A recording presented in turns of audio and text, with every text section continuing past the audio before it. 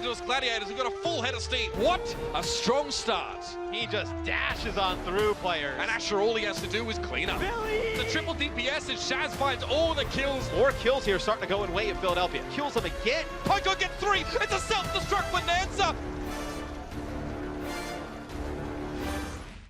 It's time for the final match here. It's day 2, week 2. Are you guys ready?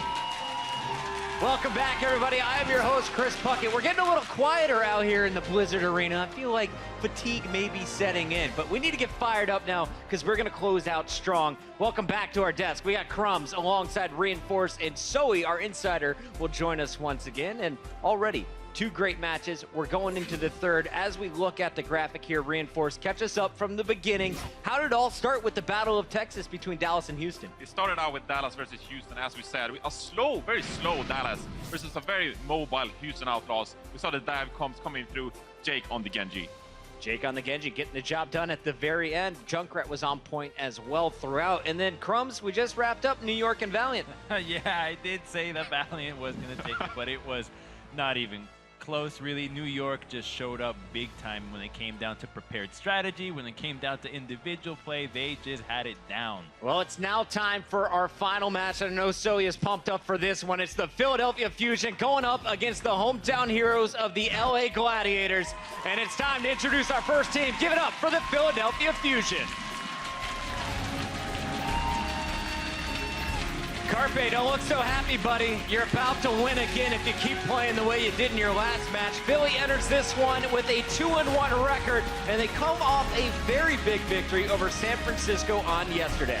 Yes, and this squad, I love this squad. This squad can just be better from here as well. They're carried right now by their individual skill from Carpe and Shadowburn, Fraggy and Poco. Everyone is just shining on this Philadelphia team, and as the season progresses, we're going to see more strats, more tactics coming through, but right now the individual skill on this roster is so promising. Yeah, and they were the team which arrived last year to the party, but they really stepped it up. And as Reinforce just said, there will be more improvement. This very Monday, they finally had their coach flying in. So Hui is now there. He's a Korean coach, and Hui will actually make a big impact on implementing their Korean players, Datefly as well as Hotba, as Carpe is pretty integrated already, I would say. And Hui was a big piece of that, right? Former FaZe coach, working alongside Carpe in the past, so we'll see what he can do here today. And I know we ride the train of Poco and his self-destruct bombs, but I think you have to look at the combination, him and Fraggy, the tanks enabling Carpe and Shadowburn. Think of tanks creating space as if it was Zerg creep. The farther they go,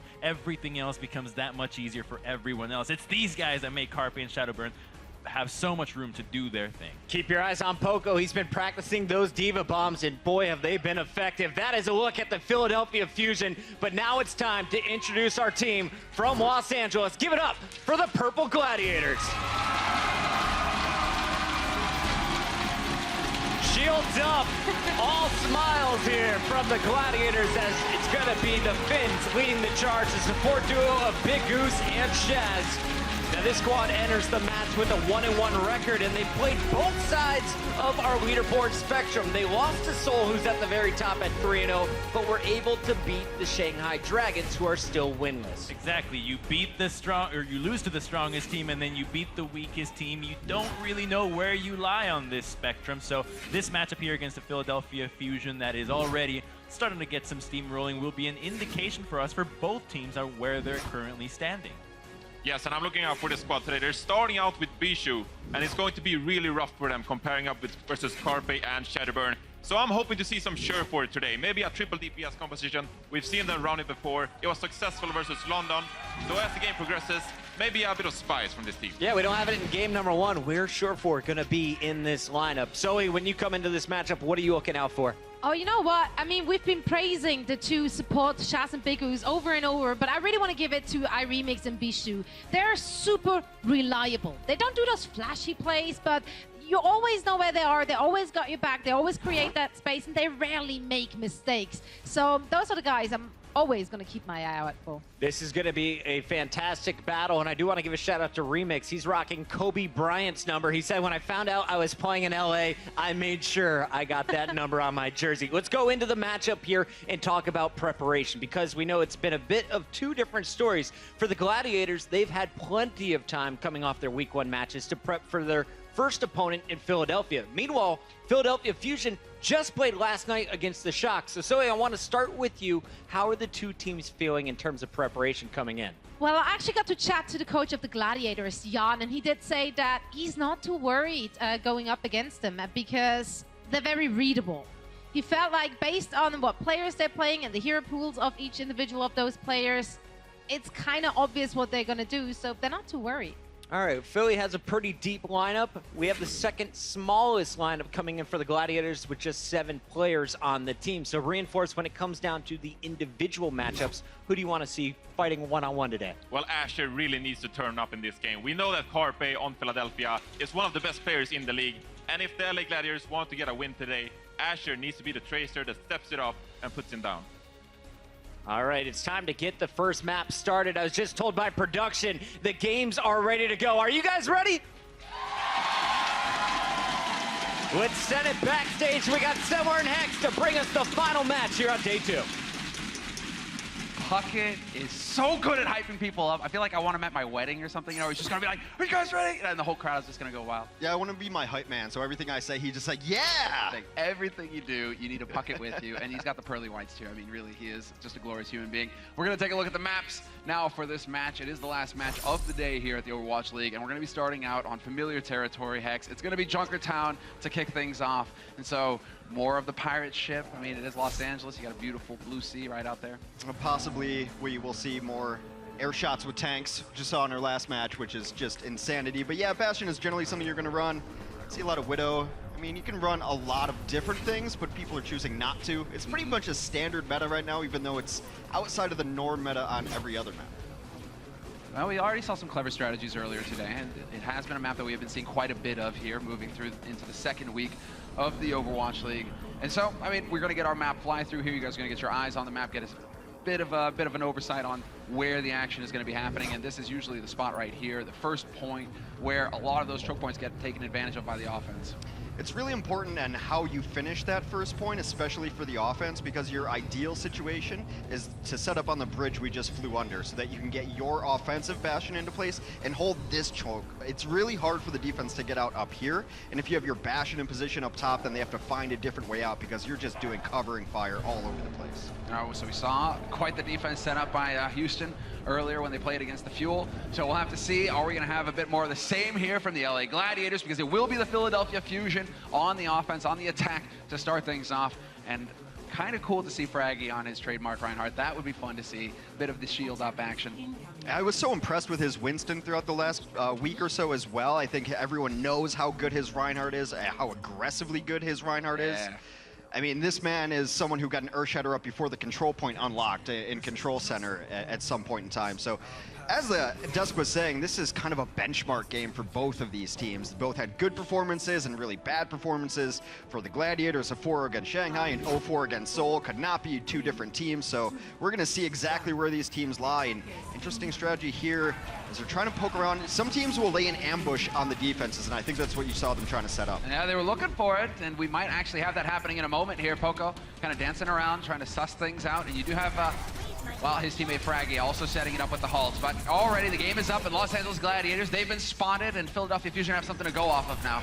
Not the sneakiest of ambushes. Either Risa comes around the corner, is like, there's no one here. They must be around that corner. Absolutely checks it out. And now they sacrificed all that good positioning that you generally get on the first bend by trying that ambush, and they never really pulled the trigger on it. Gladiators right now, you know, they just need to shake it out a little bit. Get rid of the nerves, because if they are going to stumble here, this is not the place, not the time. They need a strong start, and so it is about setting up the defense now right in front of the capture point here. Well, they're running a dive composition on the defense, so they have to find a moment when to say go. When do you actually dive in? You can't just be on roller skates getting pushed back the whole time. It seems like now is the time. Asher looking for the flank, but already you got Carpe going to work. He's landing shots. Oh no! Carpe! No grappling hook to save him, and he walks himself right off a cliff. That's definitely not what Philadelphia Fusion were looking for. But Poco, we're going to keep an eye on him now because he has the self-destruct ready to go. Yeah, this man's self-destructs are already the things of legend. He's going to try to come in and knock more people off the edge. Speaking of off the edge, someone just went over there and got themselves back up. Self-destruct over top does find Asher, nowhere to hide. I feel like we need to keep note on this. You know, we're just going to keep score. How many self-destructs can Poco actually land a kill with? And there's one.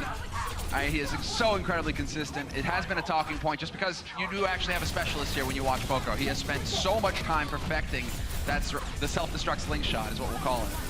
Yeah, he almost doesn't even want to show his self-destruct angles because he's the one who put in the work, doesn't want people copying his playbook necessarily, as this is Philadelphia continuing to push through. Both tanks down, now everyone's going to be late to the party. Going to be difficult for the defense to set up in a good position here as they're already camping out that choke up top. Yeah, trying to keep the pressure up exactly. Carpe going to create that space for his team, make it more difficult for Los Angeles Gladiators to challenge, and it's not looking like the LA Gladiators are interested at all in taking this fight. You hear it right there, the sound cue that it has reached the first point. So we'll see now. We're moving to the street section, and already, at least Gladiators, they have control of the high ground. So they decided to take control of the second high ground rather than trying to come out, and I think that's a smart choice. If you come out, you're already in bad position anyway, and essentially you're feeding ults, and if you lose that fight, you're giving up half of the second point push already. So from Shadowburn's perspective, exactly, they need to try and force LA Gladiators here off of this high ground, off of this balcony. Shadowburn just chucking the nades out into the open, and we've already lost Carpe. That's a big one. It looks like IRemix was able to pancake him into the ground. Yeah, and with Carpe being out of the mix, they don't have to worry about sightlines now, so they can just set up exactly where they want. They can spam this choke, and you see them, the defense actually rotating a little bit more forward now. I like this. Poker's like, you know what? We're just going to go ahead and give up that high ground. That's all right. We'll just get on the payload where we actually need to be in the end. And so sure enough, we will have to drop IRemix, trying to create some space here, and already decides to go for the ultimate, but he's going to get pushed out into the open, trying to stay on those squishy supports. And there it is. Asher, double pulse bomb for him. And Bishu picking up the kill on Boombox as well. So good use of the ultimates here from Los Angeles. Yeah, able to take down the Orisa and the Orisa ultimate at the same time. Those drums do explode and show up in the kill feed. That's how important those drums can be. I suppose they get their own kill feed icon. And now Poko just looking for his angle. But the onus is going to be on the dive defense. It's up to them to take the fights and initiate. And right now, Philly's happy to just take the free push on the card. Yeah, Poko just continuing to push it forward. I like the fact that he is just trying to maintain over here. He has the self-destruct locked and loaded, ready to go. Once again, he's going to go ahead and pick up the health pack, give himself a little room to move with that hydration. Looking for some chops. Not going to find them, though. He will be able to get back on top and try and help out his team, though, trying to put that pressure on. But so far, nothing for it. And Poko actually whiffs a self-destruct Hex. Which is more notable than his 3Ks hit, which have become commonplace here. The good thing for the Gladiators is that Big Goose's Valkyrie came out way later, and that's why they're able to reinforce this defense and push them all the way back. A nice hold so far here on second by LA. Yeah, turning it around. I mean, LA, come on. We all saw what happened to the Valiant here on home turf. A little bit here on Gladiators to come up strong and actually pick up a map here in front of the home crowd. You don't want to let your fans down, that's for sure. Don't be upset just because you picked the Valiant. Called out.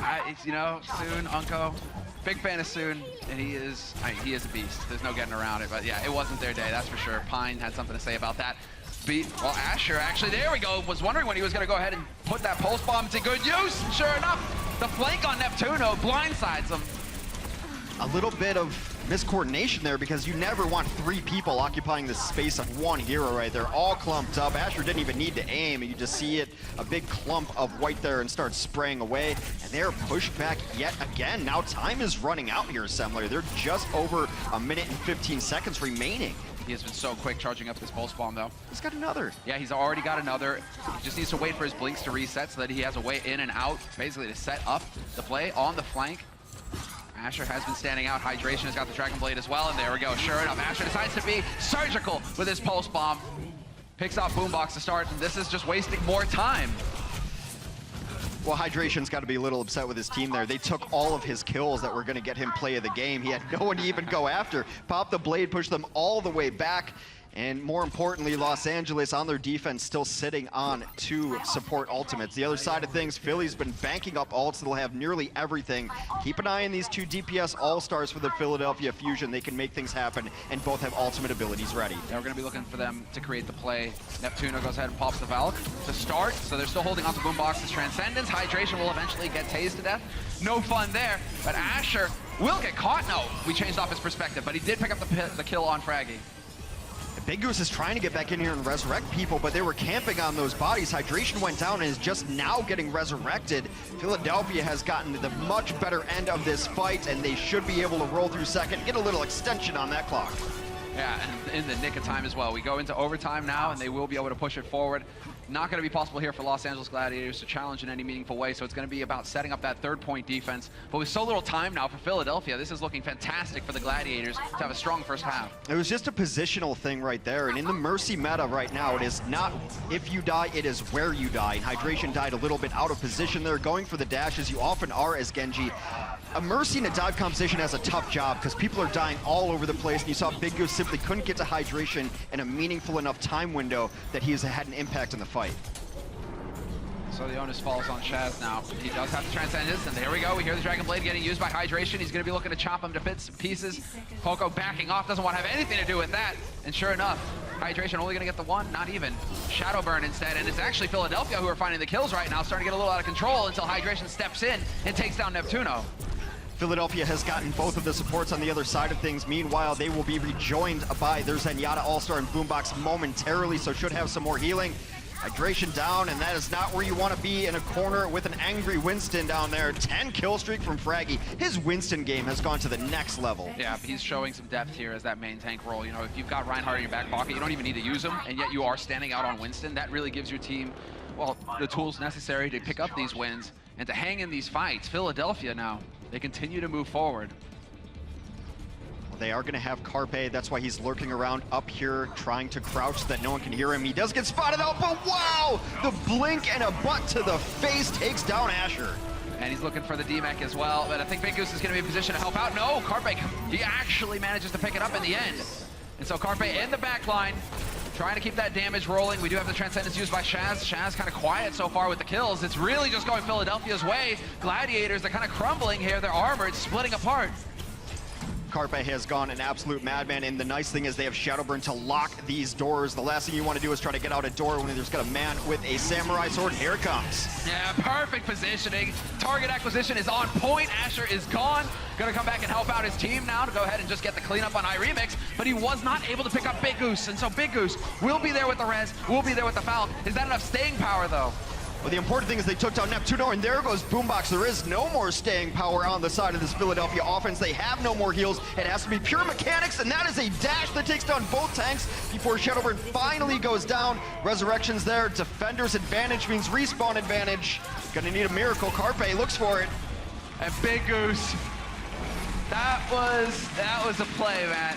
Just going for the slow res as well, right in the middle of everything, picks up iRemix again in the nick of time. You really needed to have that tank in there to just sustain and grind down Philadelphia Fusion at the end. So Philadelphia, they'll only get the 2 points here. 2.9 points, I suppose. Okay, It's not exactly at 3. It's about as far as you can push it before you can get all the way to the end. Let's just break out the measuring tape while we're at it. I don't know, Shamler. No, luckily that it's already measured digitally because numbers and me do not get along. What always made me laugh, though, is that they went with the metric system in Overwatch. Yeah, not the freedom system. Exactly. We're right. also So used to. do you know what a meter is? How does that work? Yeah. It's like 45 feet. Is that close? Yeah, that sounds exactly it. I am, in fact, 60 feet tall. I would believe it, but my perspective on height is also a little bit off. What you may be noticing in the kill feed, if you're just looking at that, is that the Zenyatas are dying very early in these fights, and that is not the Zenyatas' faults. It's their fault because they're so good. This is a matchup about embracing tranquility. Boombox and Shaz have been some of the best Zenyatas in all of Overwatch for, I want to say, a 6-month span now. So they are definitely primary targets for the opposing team. So they're going down early. The rest of the team has to pick it up because you can't commit that many resources to trying to just protect your Zenyatta. You just have to realize they're going to get our Zen, we're going to go get theirs, and then we'll see what happens after that. You got to balance it out. I mean, Shaz is going to be a target of priority as well. Not only is he support, but I mean, we've seen highlight reels of this guy just landing orb after orb, picking up kill after kill, and so he is a serious threat when it comes to the damage side of things as well. Throughout the preseason, he was second in about every Zenyatta stat possible, and no one was overall better than him. He brings so much value to his team that if you can take Shaz out of the mix, you're going to be in a good spot. The Gladiators will take Shaz out of the mix themselves as he's going to flex onto Hanzo. This is a very standard composition out here, although no Bastion, just, well, no, last second switch. He does switch off it onto the standard dive composition of the Los Angeles Gladiators. All right, sticking to what's worked, sticking to what they're used to, but I am a bit surprised not to see a Bastion in play. Perhaps a little worried that teams are starting to get used to the strategy, trying to figure out their own anti-strats. That is a bit of a scary sight. Did you just see the Widow drifting like a leaf on the wind, floating? looking to sting. Yeah, it's more of a Hornet than a Leaf. I'm not so scared of Leafs, but Hornets, it would be more akin to Widowmaker here. So just kind of feeling each other out. A bloodless fight so far. No one really even taking all that much damage. These defenses have been pretty tentative on the first point. Big Goose isn't going to be too unhappy about this, though. He's getting pretty close to Valk very early on here. Already past the 65% mark, and Bishu just creating a bit more space here. Just going to go charging right through, but he can do that because he's D.Va. He's got the defense matrix to cover his back and allow him to get out, but unfortunately they lose iRemix in that mix, and so Gladiators, they're going to have to be a little bit patient here. Well, all the healing was going to Bishu, and Remix was kind of the man left behind there, and he gave his life for it. A very spread out here. There's a Widow battle going on the bottom side. That actually might determine who's the next aggressor. If their Widow gets the pick, you might see the defense dive in, and conversely so for the offense as well. Super risky, though. I mean, Asher just launching himself out there. If he is caught off guard, he must have an idea of where Carpe is playing from. But Carpe will have the infrared in just a moment's time. So that's going to limit Asher's opportunity here, or his options. They need to spread out these heals a little bit more, because that's the second time that Remix just went down immediately in that fight, and that has stalled it out. The last minute or so, they've been unable to push because you need your tank in there at least softening up some of these targets. The Winston actually makes Widow's job that much easier. Instead of having to hit headshots, you can just finish people with body shots. Yeah, exactly right. Got that Tesla at work. Hydration in the back line. Man, a bit too hot to handle there. Doesn't want to really get involved too much. When you're staring down 5, Reflect is cool, but it runs out eventually. Your arms get tired. Is that how that works? That is exactly, even though he's a robot, obviously. I mean, hey, robot arms still tired. I just imagine Mercy running after him with like a can of oil. Like, hold on, come here, you're squeaking. You're squeaking again. Great idea. Tin Man skin for Genji, please. Please make it happen. Let's acquire that IP.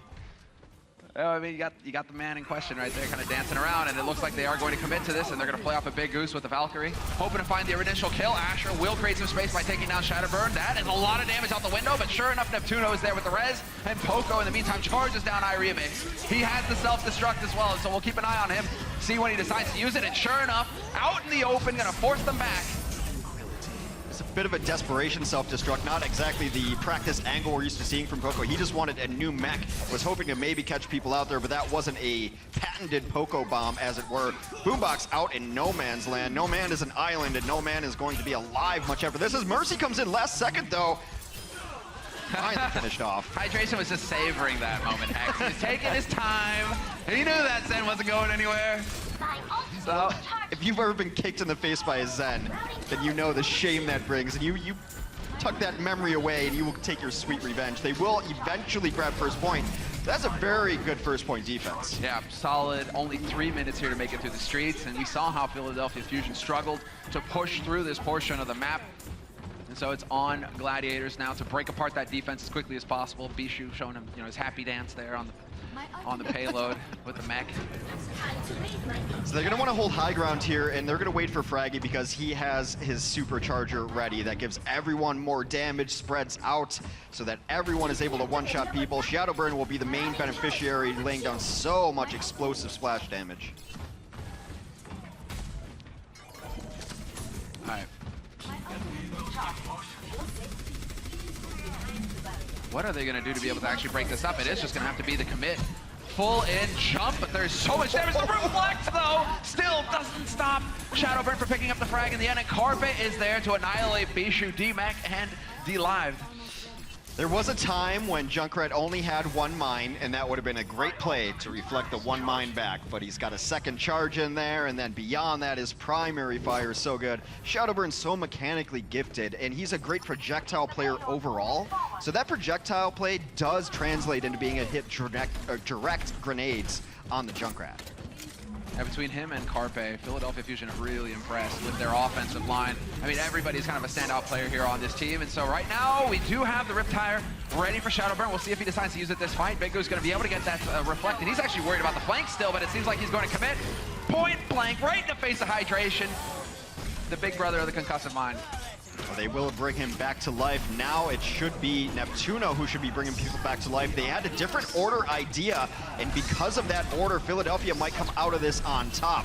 The response was Philadelphia to transcend while the other team was Valkyrying, and now the higher value ultimate comes on later, and Philly will clean up because of it. There we go. You saw the moment's hesitation there from Carpe, and that's usually when you actually mess up the shot. What he needed to do was just flick. You just need to make. Don't think about it too much. Don't hesitate. Yeah. Just be zen. It's Slow. it's very easy to overthink Widowmaker shots. That's why I don't hit any, because I'm too smart. That's what I say. I'm just thinking too much. I just got that gift. All of the mathematical equations, you know, Exactly. you're glancing it from one to the next.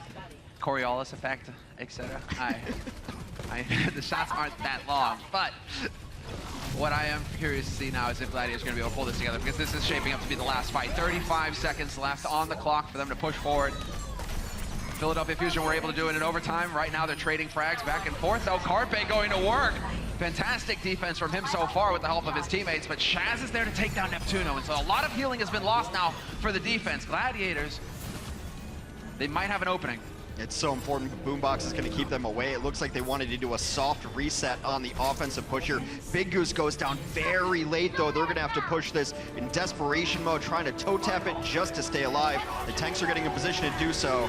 They're going to be really hard pressed to get anything going here. Yeah, instantly counter dove. Now Hydration is going to try to make the best out of it that he can. He could get hunted down, but it doesn't look like Poco's interested. Poco content to go after Bishu. Those high HP targets, you can always get rid of the squishies afterwards. Just make sure that the Winston isn't around to just hop around and be a nuisance. We do actually have the Tracer in play now, though. That's Asher just trying to buy as much time as possible. He is still alive. He's going to have, yeah, he did have the pulse, but it doesn't look like he got anything out of it. It got eaten. Got sucked up by the D.Va's future vacuum right there, eats explosives and doesn't think about anything. It's a new advancement in Roomba technology. And that is the Philadelphia Fusion winning that map. First Mac picked up from the away team. Again, Los Angeles, it is not their day so far, Hex. 5 maps in a row that they have not won. It's another new composition kind of synergy happening. They were never able to deal with Carpe's Widow because there was always a Junkrat there. Just never able to get back there. And it's protecting your main output of damage. Now, Shadowburn, everybody on Philadelphia Fusion really standing out. It is going to be up to the Gladiators now to try and bring it back on the next map, which will be Assault. And we'll have to see because it could just keep being the Carpe show.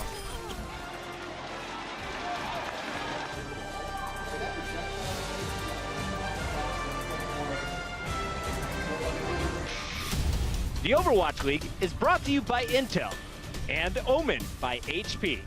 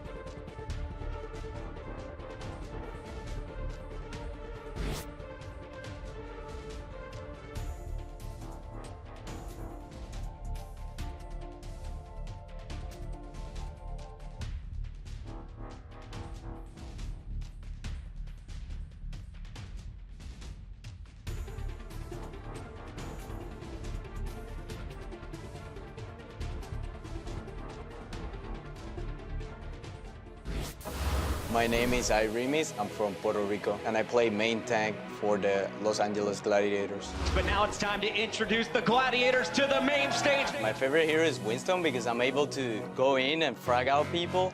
With the team, I coordinate who we're gonna kill, and we just jump and instantly kill the target. So he has less healing and less mobility, and that's going to prevent him from escaping as Remix bears down upon him. Walk into the jungle.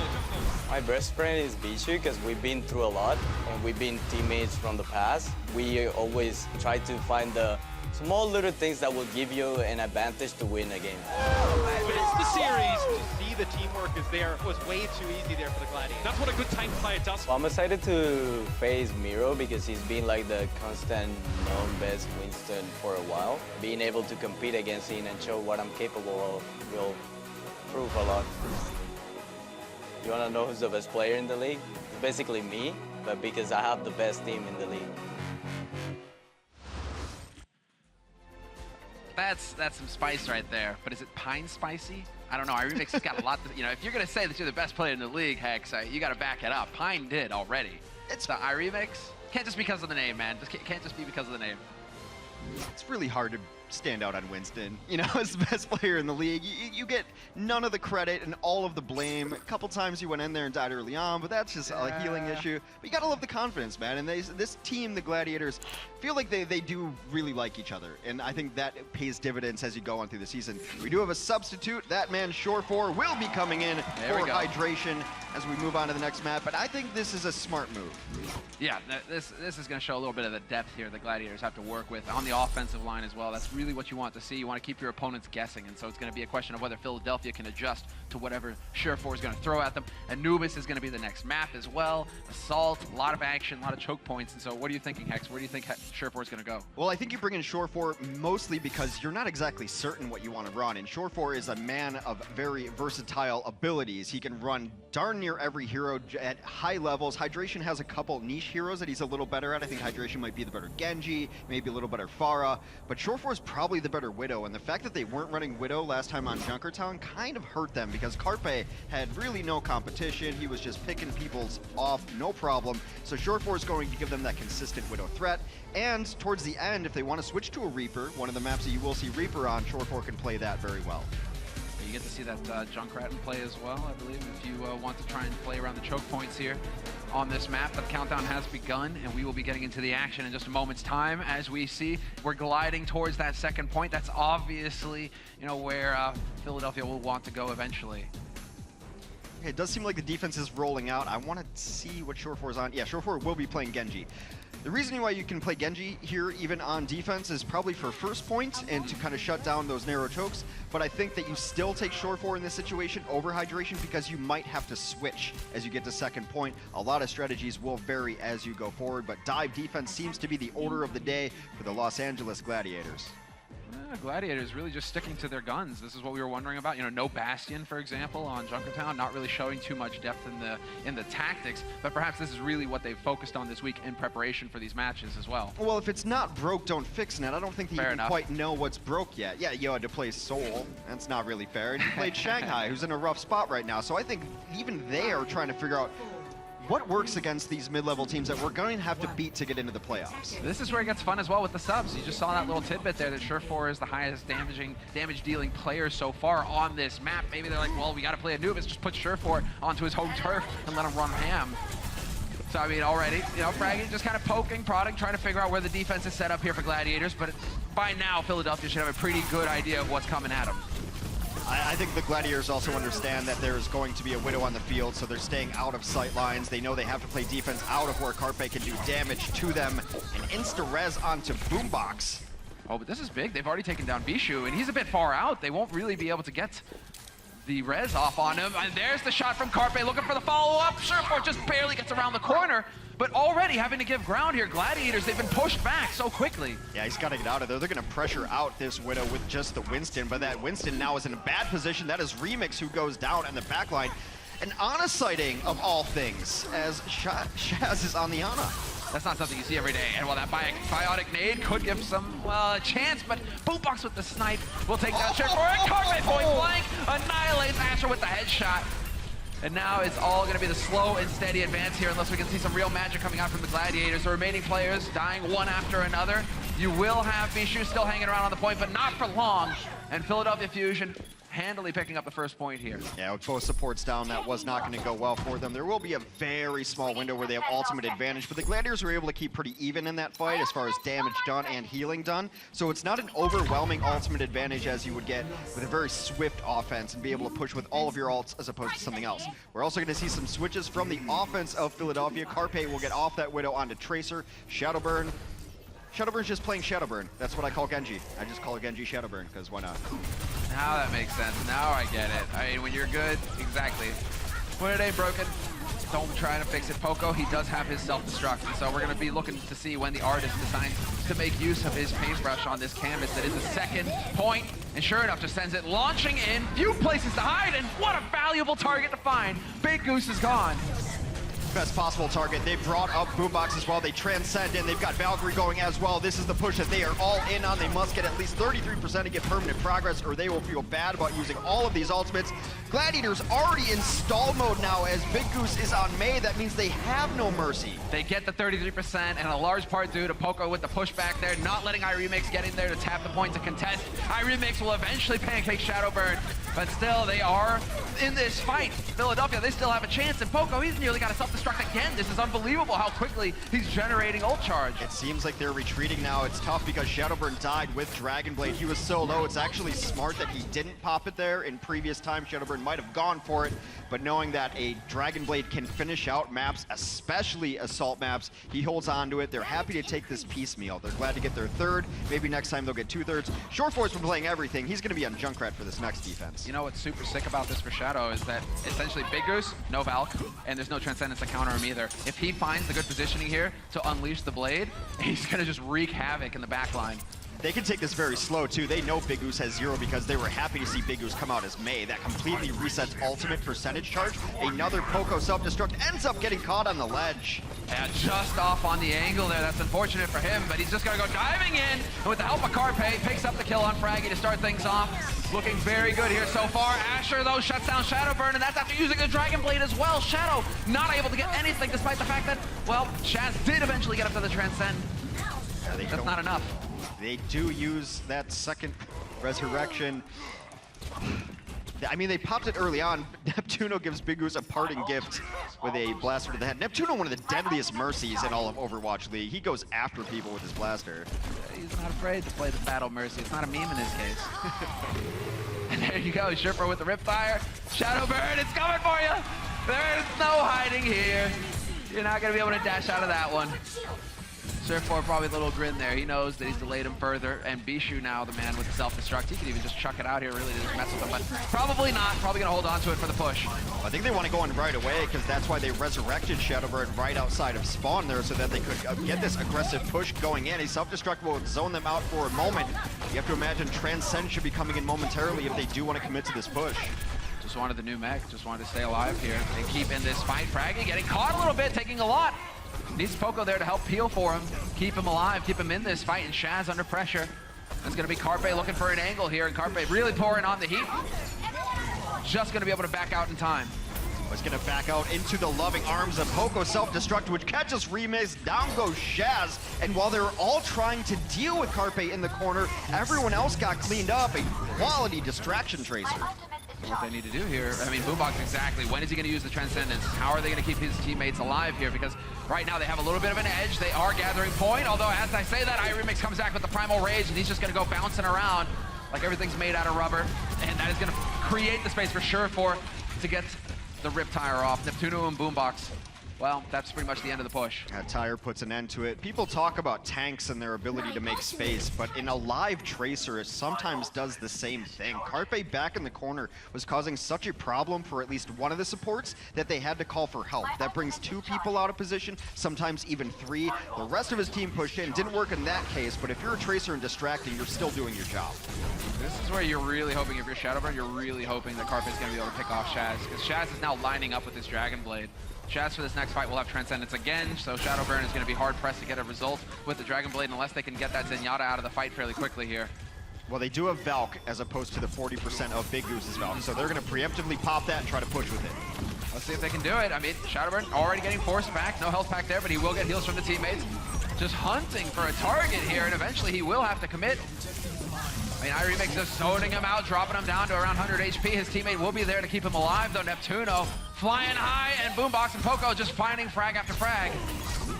On the other side of things, they got Shaz as well, and Big Goose goes down at 76%. Had they been able to stall, he might have been able to get to his own Valkyrie, holding on to that fight, and this is why Genji is so good on last points. Dash resets and full-on cleanup, but it's taking a little bit too long, but Shadowburn busts out the blade, wants to put an end to it. That was the most patient blade ever. He held on to that thing forever, waiting for the proper moment, waiting for the opening, and sure enough, they will get the second cap. Well done. The patience paying off here for the Philadelphia Fusion, and really Shadowburn, that was perfect. They had no answer for it on the LA Gladiators when he uses his ultimate.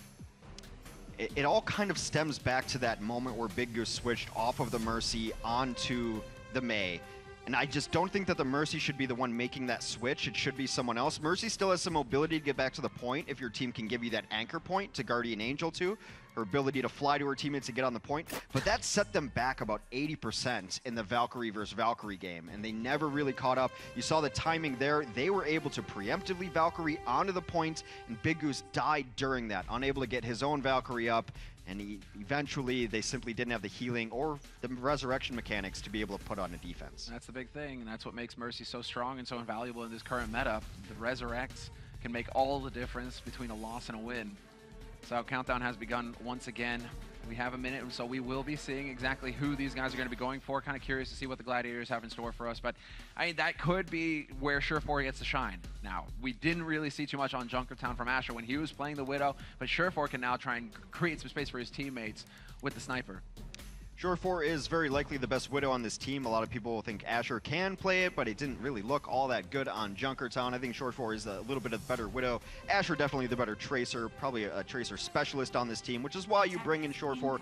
He's going to have his hands full, though, with Carpe, and the way they're setting up this defense, they've got the boosted Orisa up top, gets a Mei wall, and then you're just going to set up a shield up here. They're actually even hiding this strat, too, for now. They don't want to show anything too early, it looks like. But this is one of the more common variations that we see as far as defensive positions. You had Carpe on the Mei, don't worry, he was just, using the Mei wall. He wasn't actually going to stick to that. And he'll be able to get back in position with the Widowmaker fairly quickly here. Imagine that he'll be getting, well, I mean, that's the beauty of it with your Mercy right now. If you're Neptuno, you're like, who do I boost? I can boost, the Junkrat, or I can boost the Widow, but people will die anyways because Carpe immediately annihilates Surefour. I think Surefour would have switched as soon as he saw this anyway. You could send both your tanks up there and try to dislodge it, but if you don't have the damage to go through, yeah, exactly. You have to switch to a Genji right away. You send your Genji, your Winston, and your D.Va up there, get some damage going as well. So Surefour was headed back to spawn. Carpe just gave him a quicker route. Oh, buddy, Iremix. Wow, that was a lot of damage taken, and he's still getting hammered. Carpe, free reign right now. Just pump rounds into him, makes a big target. But eventually they will manage to work their way around, and you're right, that is the danger here of being so closely packed together on the defense. You have all that AoE damage coming through with the jump pack, and exactly, look at this. Iremix is diving straight in on the target. He's got Surefour there to back him up, and Bishu trying to work with him, but he gets T-Mech so quickly. And Remix has to do one of those awkward jumps where he shows his back to the Widow rather than his head, and that made him not hit that landing. Then he's got to reorientate himself and try to get some damage done as well. The Widow changes how the Winston can play. He can't dive in head first. That's why that jump looks so awkward. Exactly right. You're trying to avoid that headshot damage. I mean, that's a feel-good moment for Carpe when you realize, hey, I don't even have to see the guy and he's trying to play around me. This is great. I'm loving it. That's what a Widow pick does. You just have to play a completely different way. You can't fight in sight lines. You can't do any of that. And they're going to clean up this fight because Big Goose is down. That's why the retreat signal is on. They will try to reset. Only 2.5 minutes left on this first point. Already a very good defense for Philadelphia. Yeah. Well played, though, by Surefour. He does hold on to the Dragon Blade. And now we've got Big Goose with the Valkyrie.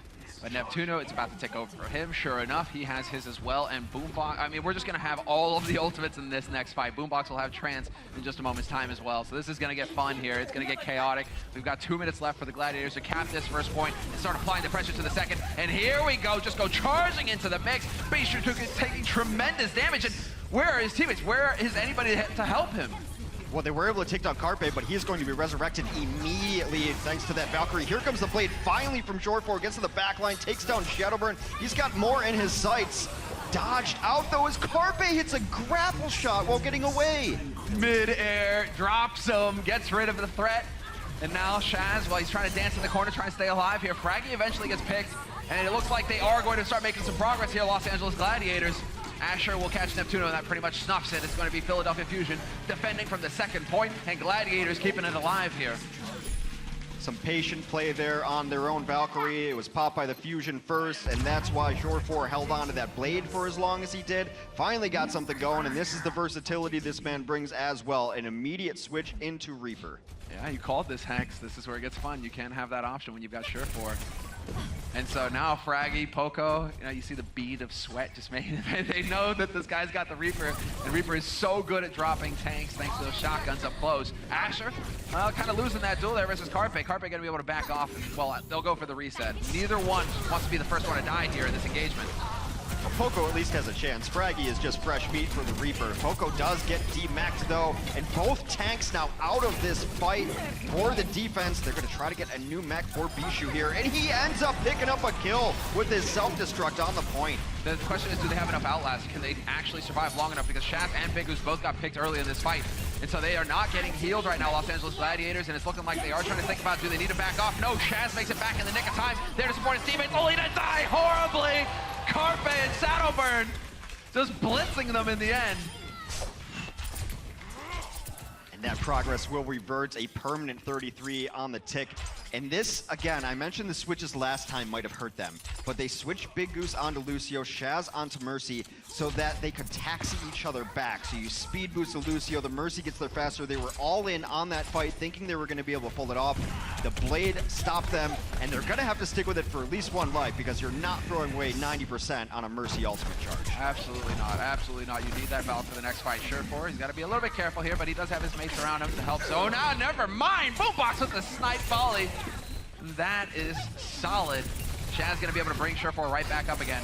And we're going to be seeing here, when does Asher decide to commit? Exactly, there's the pulse bomb. Wants to just guarantee that D-Mech.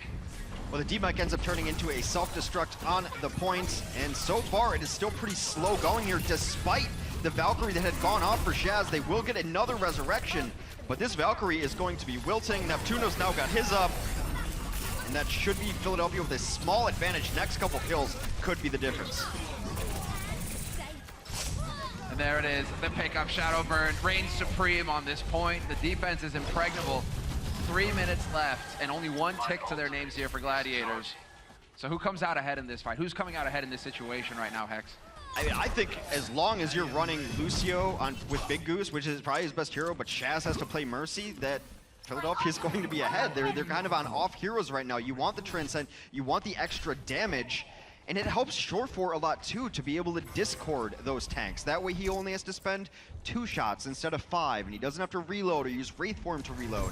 We'll see if Shore4 can get a good position with Blossom. It's one of the most difficult ultimates to find a good spot for. As you can see, Boombox, he's got the Transcend as well, and so he can be the one to kind of get in there and cancel out that Blossom if it happens. Turns out he doesn't need to. Turns out he's got a guy named Carpe on his team. Although Boombox, he can chime in as well, get kills of his own. Carpe is there to take out the major threats, and Shadowburn, of course, chiming in as well.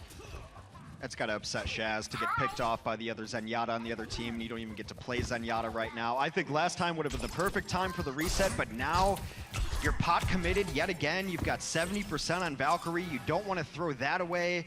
Shore4 is likely going to die. Death Blossom is like a barrage in that. You are going to go in, hopefully get a lot of damage, but then you need the resurrection. They need to go in here with a Valkyrie and hope it works out. But Philadelphia's being such a better part of these fights that they're sitting on both their support ultimates. And we are running out of time here for Gladiators. When you've got ults like the Primal Rage here for Fraggy to buy even more time, it's looking fairly good here for Philadelphia Fusion on the defense. And they are up 1 map so far in this series.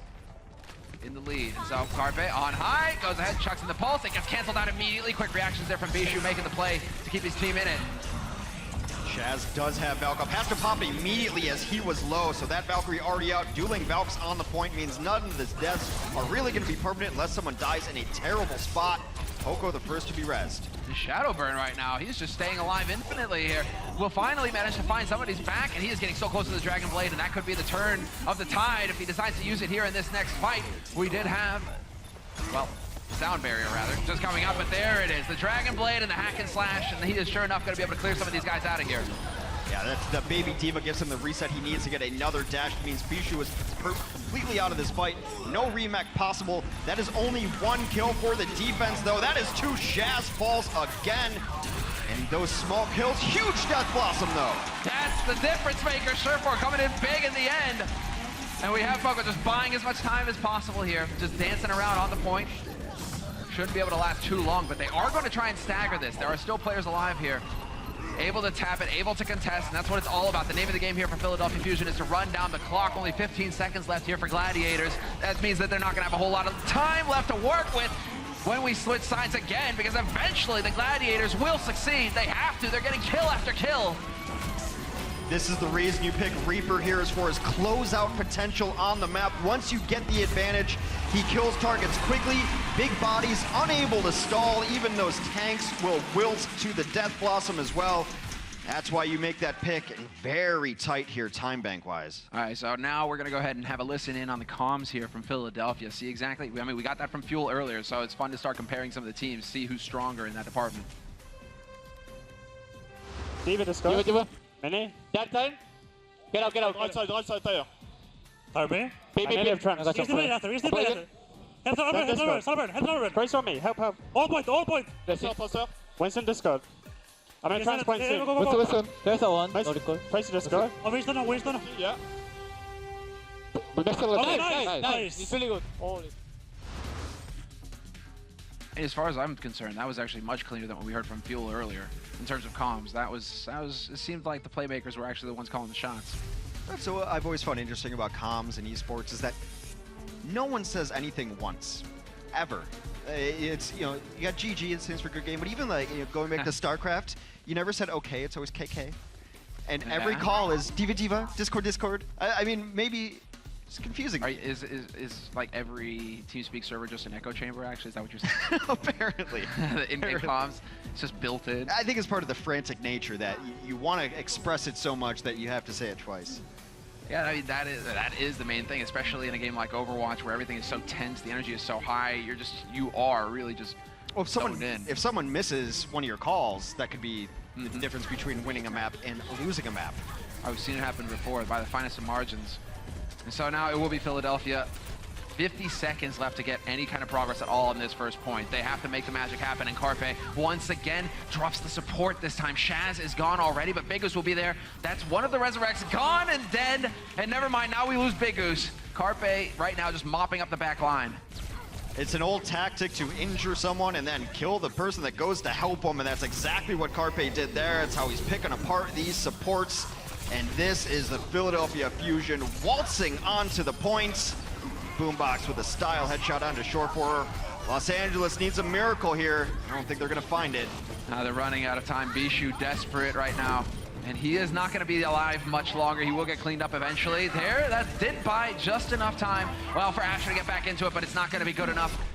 Philadelphia Fusion will be picking up.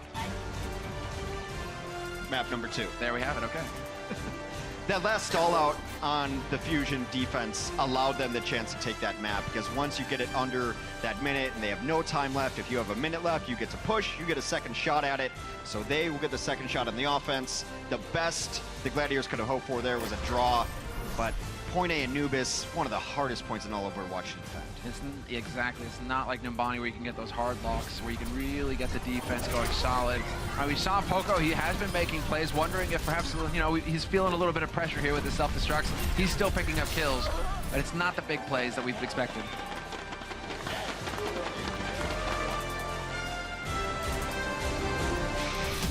The Overwatch League is brought to you by Omen by HP and by Intel.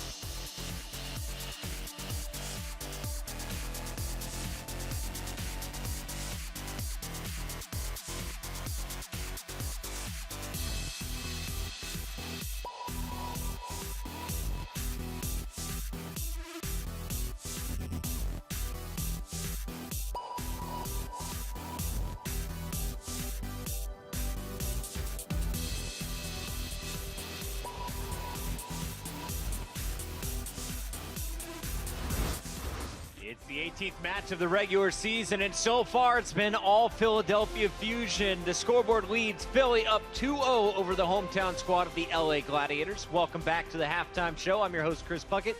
Almost ran out of breath there. I'm joined once again. We got Crumbs, we got Reinforce, and we got a whole lot of gameplay to break down. This seems like the longest match that we're having so far on a very intense day. Let's start with Junkertown.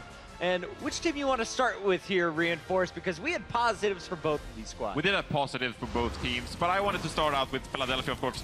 Carpe, it's the same old story. This guy just goes ham on the individual skill here. And I just don't think that the Los Angeles Gladiators can keep up with this so far. We saw Hydration and Asher trying to dive, but so far Shadowburn and Carpe are just too much in this matchup. And it was too much to handle for iRemix, who had a bit of a rough one on Junkertown. I think that him ended up getting killed by every member that was not Mercy at least 2 times. After he had 17 deaths. It just wasn't the greatest game because they're trying to run a dive composition without enough coordination. All right, so it didn't work out for the Gladiators. If you're going to counter Carpe, we know Surefour wasn't in the lineup in the future. If you match up against Philly again, do you expect a different composition? Should they eventually go back to this triple DPS? Well, I think the individual skill on the side of LA Gladiators just isn't enough to match up with Philadelphia Fusion. Because Philadelphia, they play the game so fast, so they really can't keep up. And so the best advice I have for Los Angeles Gladiators is maybe even going against the meta, maybe pulling out a triple DPS composition, because that allows you to play so fast and you have multiple threats all over the place. And that's really the only way I can see Los Angeles Gladiators maybe have a chance to keep up with Carpe. Don't try and play the same meta as Philly if you're the Gladiators. That's my note I took away from game number 1. Let's move it on to Anubis here. And this was, once again, pretty good. Back and forth. You saw some strong points from both teams. But the real difference here was Philadelphia was able to finish their attack with 1:06 left on the clock. Meanwhile, the Gladiators got their second point with no time left. It was in overtime after a fantastic Philly stall. So Philly gets the bonus attack. They lock it up. It's now 2-0. Let's look back at some of the highlights to see how we got there. Here is Shaz, one of the support players from the Gladiators. We talk about his Zenyatta. He was on point with his Ana throughout as well. He switched to the Ana because unfortunately his Zenyatta just was not on point today. Boombox ended up hitting 9 final blows by himself on the Zen, whereas Shaz had a near 0. Now, as we take a look at some of the damage dealers, Shadowburn, when you think about this man, yes, he has a great Pharah, but it's always that Genji that comes to mind. And we're going to look at a few Dragon Blades here today. Crumbs, which ones did you have picked out for us? Well, the last one that really allowed the Philadelphia Fusion to solidify their second point take was the one that really stood out for me, because Shadowburn had been holding his ultimate for about 3 minutes already, and he's just been so patient. This is right after killing the Winston on the side, and then he waits for the trance to go out, and then he goes for it. So he's been waiting on that ultimate all day long because he knows he's not going to get any value out of a Dragon Blade against Transcendence. So you wait for it, and it always ends up being in mind game. You have games where Genjis and Zens just never pop ult because they're just waiting for each other. And Reinforce, we saw Surefour back in action here for the Gladiators in game 2. In that game, we saw Junkrat, we saw Widowmaker, we saw a Genji, we saw a Reaper. Which one are we about to look at? Well, I like the Junkrat in specifically because we see Shadowburn, of course, on the Genji a lot. So he's always going to be diving in. And then it's good to have those traps laid out with the Junkrat and, of course, the tires. He gets tons of kills with these. And it's Hydration and Surefour, they have sort of the similar role. Both of them are playing the projectile heroes, but Surefour is the more passive of the two, playing the Junkrat. We also saw the Reaper, and he can play the hit scan. So Surefour, one of my favorite players here, and he gets tons of frags on the Junkrat. And it makes me curious to see these teams pick up the Junkrat and how much is being influenced by the Outlaws' success at sticking to Junkrat and nobody being able to really find an answer to it. So you know what? Why not? Let's just all play Junkrat and make it work. I feel like everybody that is in the top 6 so far of our 12 teams in the standings, a Junkrat has been in play at some point. Pretty good first 2 games. That last one, I honestly thought it was going to be the Gladiators walking away with the victory. Instead, it's Philly now with a 2-0 lead. As we look to the second half, we know we're getting a control map. What do you expect to see moving forward? What is the lineup the Gladiators need to take down the Fusion right here? Honestly, I think we're just going to see more of the same. I think we will see the Genji and the Tracer coming out from LA Gladiators, but I don't think they'll be able to match up. That's my honest answer. We will see, yeah, just more of the same, honestly. It's Ilios. Could we see the triple DPS? We could see it, but I don't think they have enough to match up against Shadowburn's Pharah. That pick has been so stellar for this guy that who's going to match up? McCree maybe? If Surefour has a crazy game, I think they'll be able to do it, but that's unlikely. Is it safe to say this desk is going Philly all the way here tonight? That's how we do it in the analyst desk.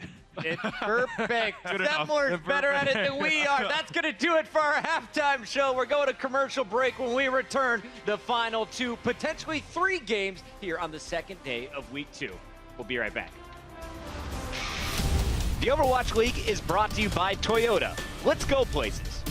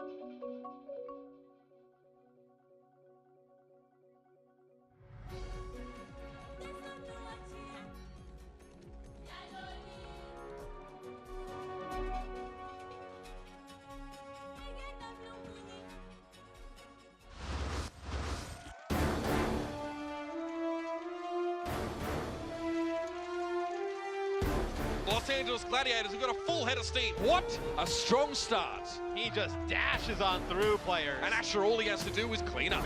The triple DPS and Shaz finds all the kills. 4 kills here starting to go in way of Philadelphia. Kills him again. Poco gets 3. It's a self-destruct Bonanza. All right, welcome back from the break, everybody. It has been a bit of a rough day for Los Angeles. Both teams, they're 0-6 right now. They need to turn it around. And, well, going into the second half of these matches, we have 2 maps left in this series, and it's up to the Gladiators to turn it around here, Hex. They got to find something, and it's very difficult. Philly's been such a scrappy team that teams weren't really expecting much out of. They had logistic issues getting in, trying to figure out what was going to go on with their team. But like their, other sports counterpart brothers from the city of brotherly love, they're always the underdog, and they always pull it out. Let's go Eagles. Let's go. Yeah, just throw that in there. Sorry, I had to. We've got a sub that we have to talk about a little bit. It is going to be hydration, filling Surefour's shoes. If you're watching during the ad break, I mean, you saw some of the stats that Surefour was able to pump out there with the Reaper. I mean, he had an impact, and the desk were definitely talking about him. This makes me believe that they're going to try to run their own Pharah Mercy versus Shadowburn's Pharah Mercy, if either team run it at all. Because if you were going to try to counter it with a McCree, you'd have to imagine that would be Surefour. If you're going to try to counter it with a Widowmaker, you'd have to imagine that would be Surefour. Now, Hydration is a very capable Pharah, but Shadowburn has dunked on very capable Pharahs before. I mean, there's got to be some hope here. There's got to be something that we can say, where the Gladiators, right, they've got a chance to shine. I mean, they still have that backline in Big Goose and Shaz, who have definitely been making the impact plays. Well, it's a map that you can see more Lucio on. Of course, the Pit of Death is where Lucio likes to put people into, and Big Goose is a top-tier Lucio. It's his best hero, I think, by a mile. Very good at it. He's a very capable Mercy, but I think if he had his druthers, he would be playing Lucio on every map. This is going to be the question, though, because, I mean, we saw a little bit of Shaz, with that Mercy play towards the end there of Anubis, and it did look a little shaky at time to time where he may have been, not quite as comfortable. He isn't quite getting as much time on the heroes. So do you think that could hold them back if they do decide to go for the Lucio play? I mean, it may. You could. There's this option, and I used to call it the European combo, because in Europe... Right, now I'm curious. Yeah, they got the metric system over there. All right, so tell me. In Europe, when Pharah became very popular, they still didn't want to run Mercy. This is before Mercy became very, very good. So they would run a Zenyatta with the Pharah, and she just constantly had the orb. Right. So it was like a European variant. Of course, you have to play a little more passive, but then you still have all the healing on the Pharah, and you still have all the DPS from the Discord on the ground as well. Now, it's kind of come out of style, but that is an option if they need to try something, because you're already down 2-0. Yeah, now is really when you need to start pulling rabbits out of the hat by the dozen. You need to find something that's going to work here versus Philadelphia, because it really has been, this dominant performance coming in from Carpe and Shadowburn. Neither of those DPS are sleeping right now. In fact, they just keep coming up with the plays. And, well, we are going to have Shadowburn on the Pharah, and we'll see if he's, if he's got his basketball shoes on, if he's going to get ready to dunk. Yeah, it's going to be a mirror match. Both teams running identical compositions here. No Zenyatas on the field in this matchup between all-world Zenyatas, and this is where it really matters. You got to go air to air. Those shots will really only matter if they're consecutive. Hitting your 1 and 3 doesn't matter. You got to hit 1, 2, and really finish off those kills. I mean, Shadowburn right now, target priority isn't too shabby. Look at that. He contributes to Poco picking up the kill from iRemix. Knows exactly when to start ignoring the Pharah, to start putting some more damage into the main unit. And so they come out ahead here, Philadelphia Fusion, at least at the beginning. And that's all it takes, is knowing when to pull off of the air battle, when to pull out of the dogfight and start raining death from above there. And that's exactly what he did. He had 2 directs onto the Winston below and let the rest of his team clean that up. So enough pressure put on, and just superior positioning. You don't really want to be up against this lighthouse here, because you could accidentally take splash damage as your Pharah in Mercy. Sometimes you see him hanging around there, but you're right. There's a bit of a risk involved. Neptuno pumping some damage in. Asher, though, will win the duel versus Carpe. So a strong start here for the Gladiators. They already have 3 to 4 on the point, and Shadowburn looking to connect with one more rocket. He would love to, but Asher, in the meantime, is just doing work, and this is getting a bit out of control here for Philadelphia. It looks like the Gladiators are going to be able to pick up the point. A parting gift from Shadowburn onto Hydration will force out the single resurrection from Shaz. So that could come into play during this next fight, but really that was all about the ground war. We're going to have the camera on the dogfight in the sky, a la Top Gun, but a lot of what happens is going to go on the ground, and Asher just said, fine, I'll do it myself. Won that fight nearly single-handed. Shadowburn with the stall out there. Just do all aviation terms. Yeah. We have a goose on the field. Exactly, it's all meant to be. We just need to see Pharah Mercy from these guys every time, so we can just keep making Top Gun references. This is great. If you guys haven't seen Top Gun, you need to go see it. All right, getting into the action though. It is Asher. You can see him just dashing around, and he does manage to pick up the 1 kill on Neptuno. And so the pressure ratchets up here on Philadelphia Fusion. More time gonna burn off of this clock. as they are about to even things up here, Gladiators, on that point control. Get a nice little assist back to the pack. Got knocked back there, actually, by the Winstons. A little helping hand there. The Gladiators have banked every single one of their ultimates, and meanwhile, they are in control of this point. Those tank ultimates should be the first to come out, as they know they have advantage on them. Just gonna barrier first and try to take the fight to him. The aggressive nature of the Gladiators is paying off here on Ilios. Yeah, Asher, he's just staying alive forever. He is a constant threat, and he is just doing the damage, even though Big Goose gets the kill. Still, though, they are going to be able to pop out the Valkyries now and get those resurrections underway. Bishu plays that picture perfect, snucks Shadowburn, and so far, things are looking pretty good here for the LA home team. Permission to barrage, sir. Negative Ghost Rider. The pattern is full. He shuts him down completely. Gladiators still in control on Ilios, which makes sense. You know, it's kind of a Romanesque, Greek-inspired area. Gladiators. I mean, it all fits. Again, it all fits. We're transitioning from Top Gun to Gladiator, just so everyone at home can follow along. As fate would have it. Exactly. Oh no, hydration though, that's another rocket he just ate. This isn't looking pretty for him. He will get the heals though. Just in the nick of time, Shaz is there to back up his teammate. Asher looking for the pulse bomb, gonna whip it completely, but hey, as an afterthought, why don't you just go ahead and pick up the enemy team Tracer while you're at it too. Asher right now, this is his map. Control is always good for Tracers, and Asher, after having a little bit of rough games on the previous two maps, is making Ilios his home playground. They have had no good answer for him. He's fighting in such an intelligent way. He's never eating rockets. He's never out in the open. In fact, he's everywhere at once. Neptuno's gone again. He is constantly keeping the pressure up on the back line here. The supports are struggling when you've got Asher, who is constantly hunting them down.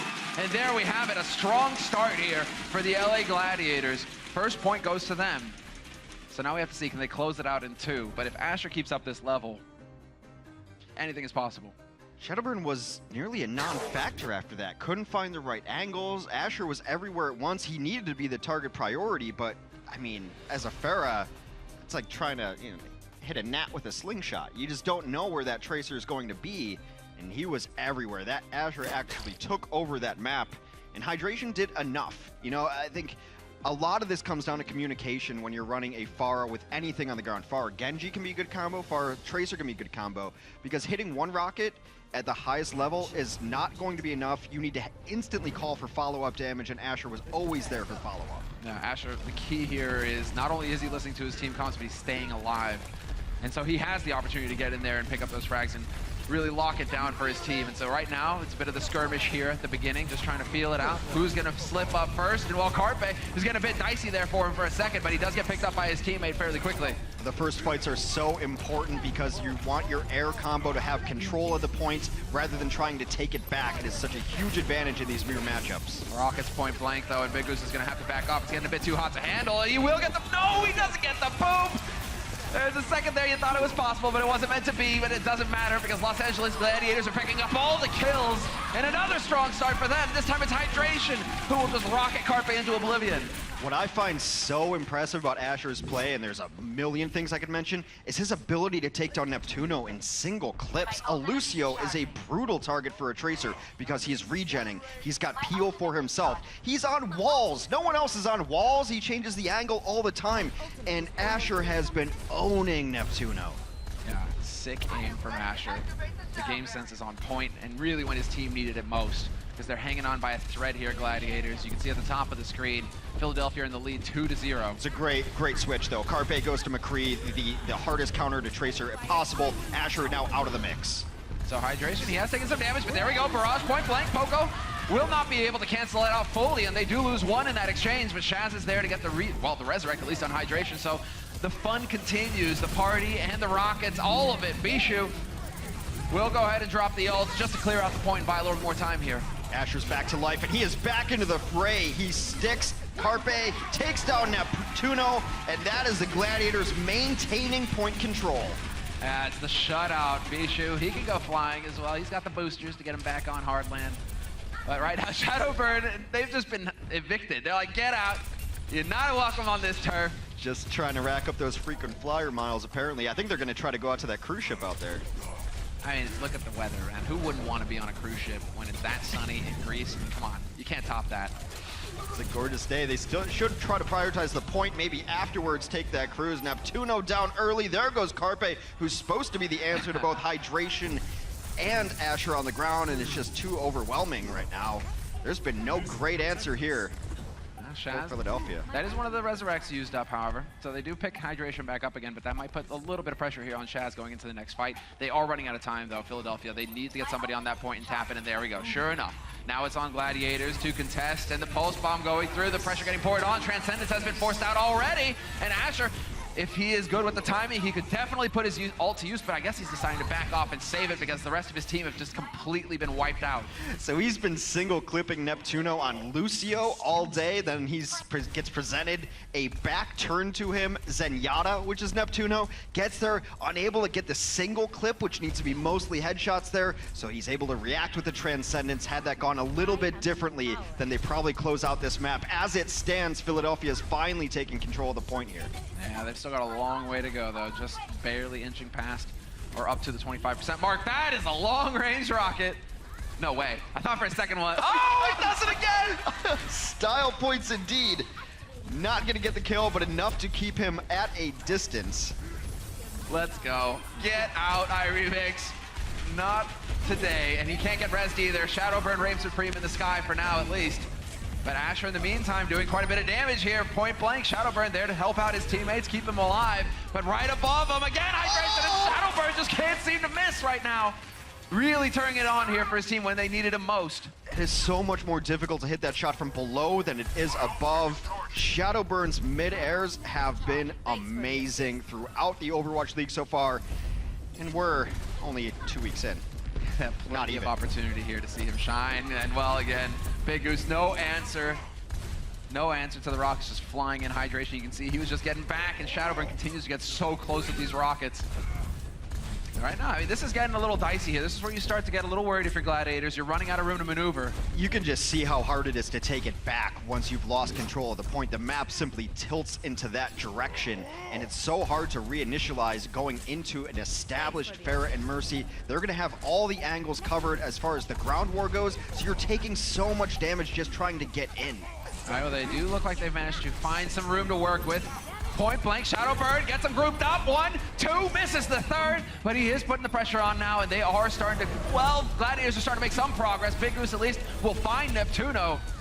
That seems like a strong start, but it's going back and forth, and it's still a bit too early to tell. Shadowburn is holding on to the barrage as well, and he's gonna get barraged on immediately by hydration, but this doesn't matter, it's not enough.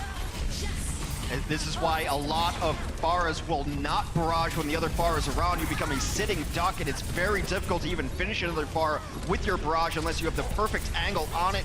He punishes hydration for his hubris there, and there's Neptuno coming to life. He knocks Bishu off of the edge.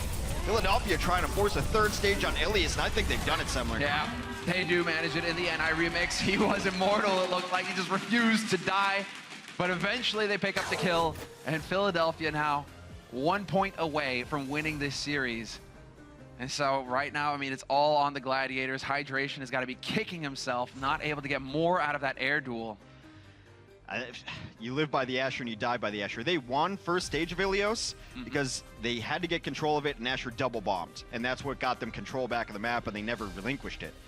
They probably should have been able to close out that last stage just if he one clips that Zenyatta he was behind. If that Transcendence doesn't come off, they probably close out that stage. So you take the good with the bad. It's been mostly good, but I talked earlier in our previous set about outliers on control maps. Those last 2 stages play very similar. Pharah and Mercy. Ruins is different. This is Widow's playground. Yeah, this is her territory, her turf. But we did see a bit of a sketchy performance on Widow from Asher earlier. We're going to see if he gets a little bit more comfortable here because he's got one hell of a target that he has to try and hunt down. It's going to be Carpe on the Widow for Philadelphia Fusion. And Carpe, well, this time around, Asher is on point. He wins that fight, but never mind! That's unreal! Carpe is like a magician just appearing out of nowhere. The disrespect to fling yourself into the air at another Widow, knowing you're hitting your shot and you don't care because you don't think they're going to hit theirs. Absolutely unreal. However, for all that glitz and glamour, the rest of his team is dead.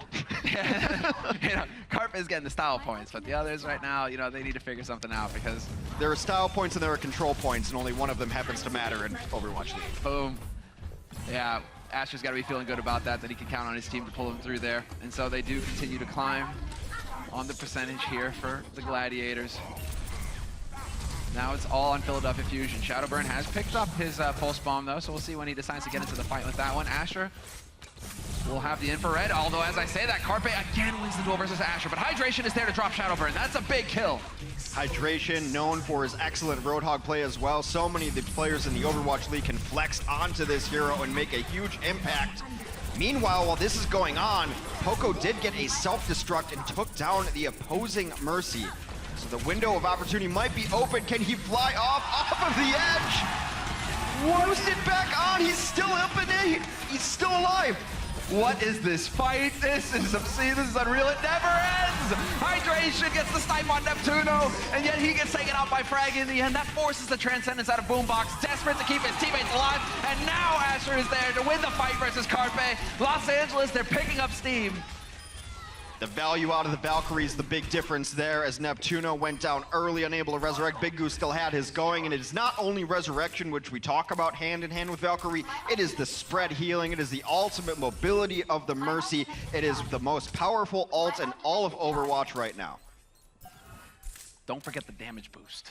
There is a The damage chain boost damage option, boost. yeah. That What I is want to see, unreal. I really want to see this, a Transcend and then a damage boost Valkyrie over top. It's like the ultimate weapon. Yet to really see it. That's the Wombo combo. That's the killing machine at its finest. But let's see what they have in store for us here, because we're into overtime now. Gladiators need 1% more to keep their hopes alive in this fight. Carpe again wins the duel versus Asher, and Poko takes down Remix. This is getting a bit out of control, although Hydration will make the difference, doing the damage and getting the kills to try and keep his team in this fight. And so far, they have quite a few targets still alive on this point, Gladiators. It's looking like they've got the edge. This is forcing the desperation play coming in, and it's not going to be good enough. Carpe tries to stay alive. It's not going to happen, but that did buy enough time for Fraggy to get in here, and by a couple seconds, still not enough. And the Gladiators have arrived. They have broken the streak. It took LA 6 maps today, but on the 7th, Gladiators said enough. Are you not entertained? Indeed, I am. Indeed, I am. What a fantastic battle here on Control, which means that we go into Hybrid as the last map, air quotes, because it is still possible to go to a 5th and final map if Gladiators win the next one. We will go the distance tonight in the last match of the day. But this has been fantastic. We had back and forth. That's what I love about this one as well, is that Carpe, Asher, it really does seem like a tit-for-tat kind of fight going on between the two of them right now. Everyone on the Gladiators contributed. They're going to have to continue to do so.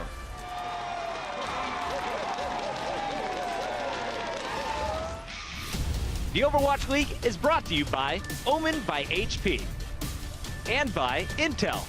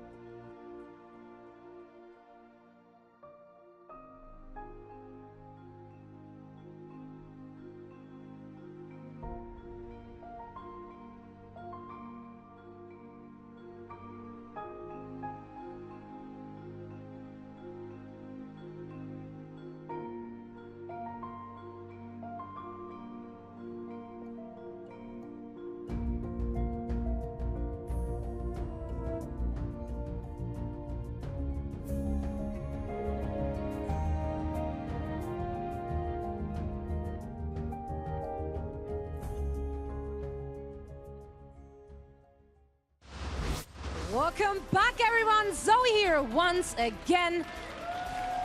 The Philadelphia Fusion are off to a great start here in the regular season. And I think we can all agree that one of the big factors, of course, of all those wins and all those great games we're seeing on this stage are Poco's incredible self-destructs on that diva.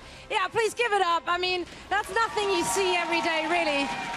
I actually didn't see that kind of stuff in pro games for quite some time, because you would think pro players are actually able to, you know, kind of get out of the way of those bombs. And it's been so impressive that other pros have been commenting on it. And amongst them has been Wins, our one of our favorite French players, I would say, from Team Rogue. And he's been going on Twitter and has been complimenting Poco on it. And Poco actually responded. So let's take a look at what he said to explain his incredible diva features we saw.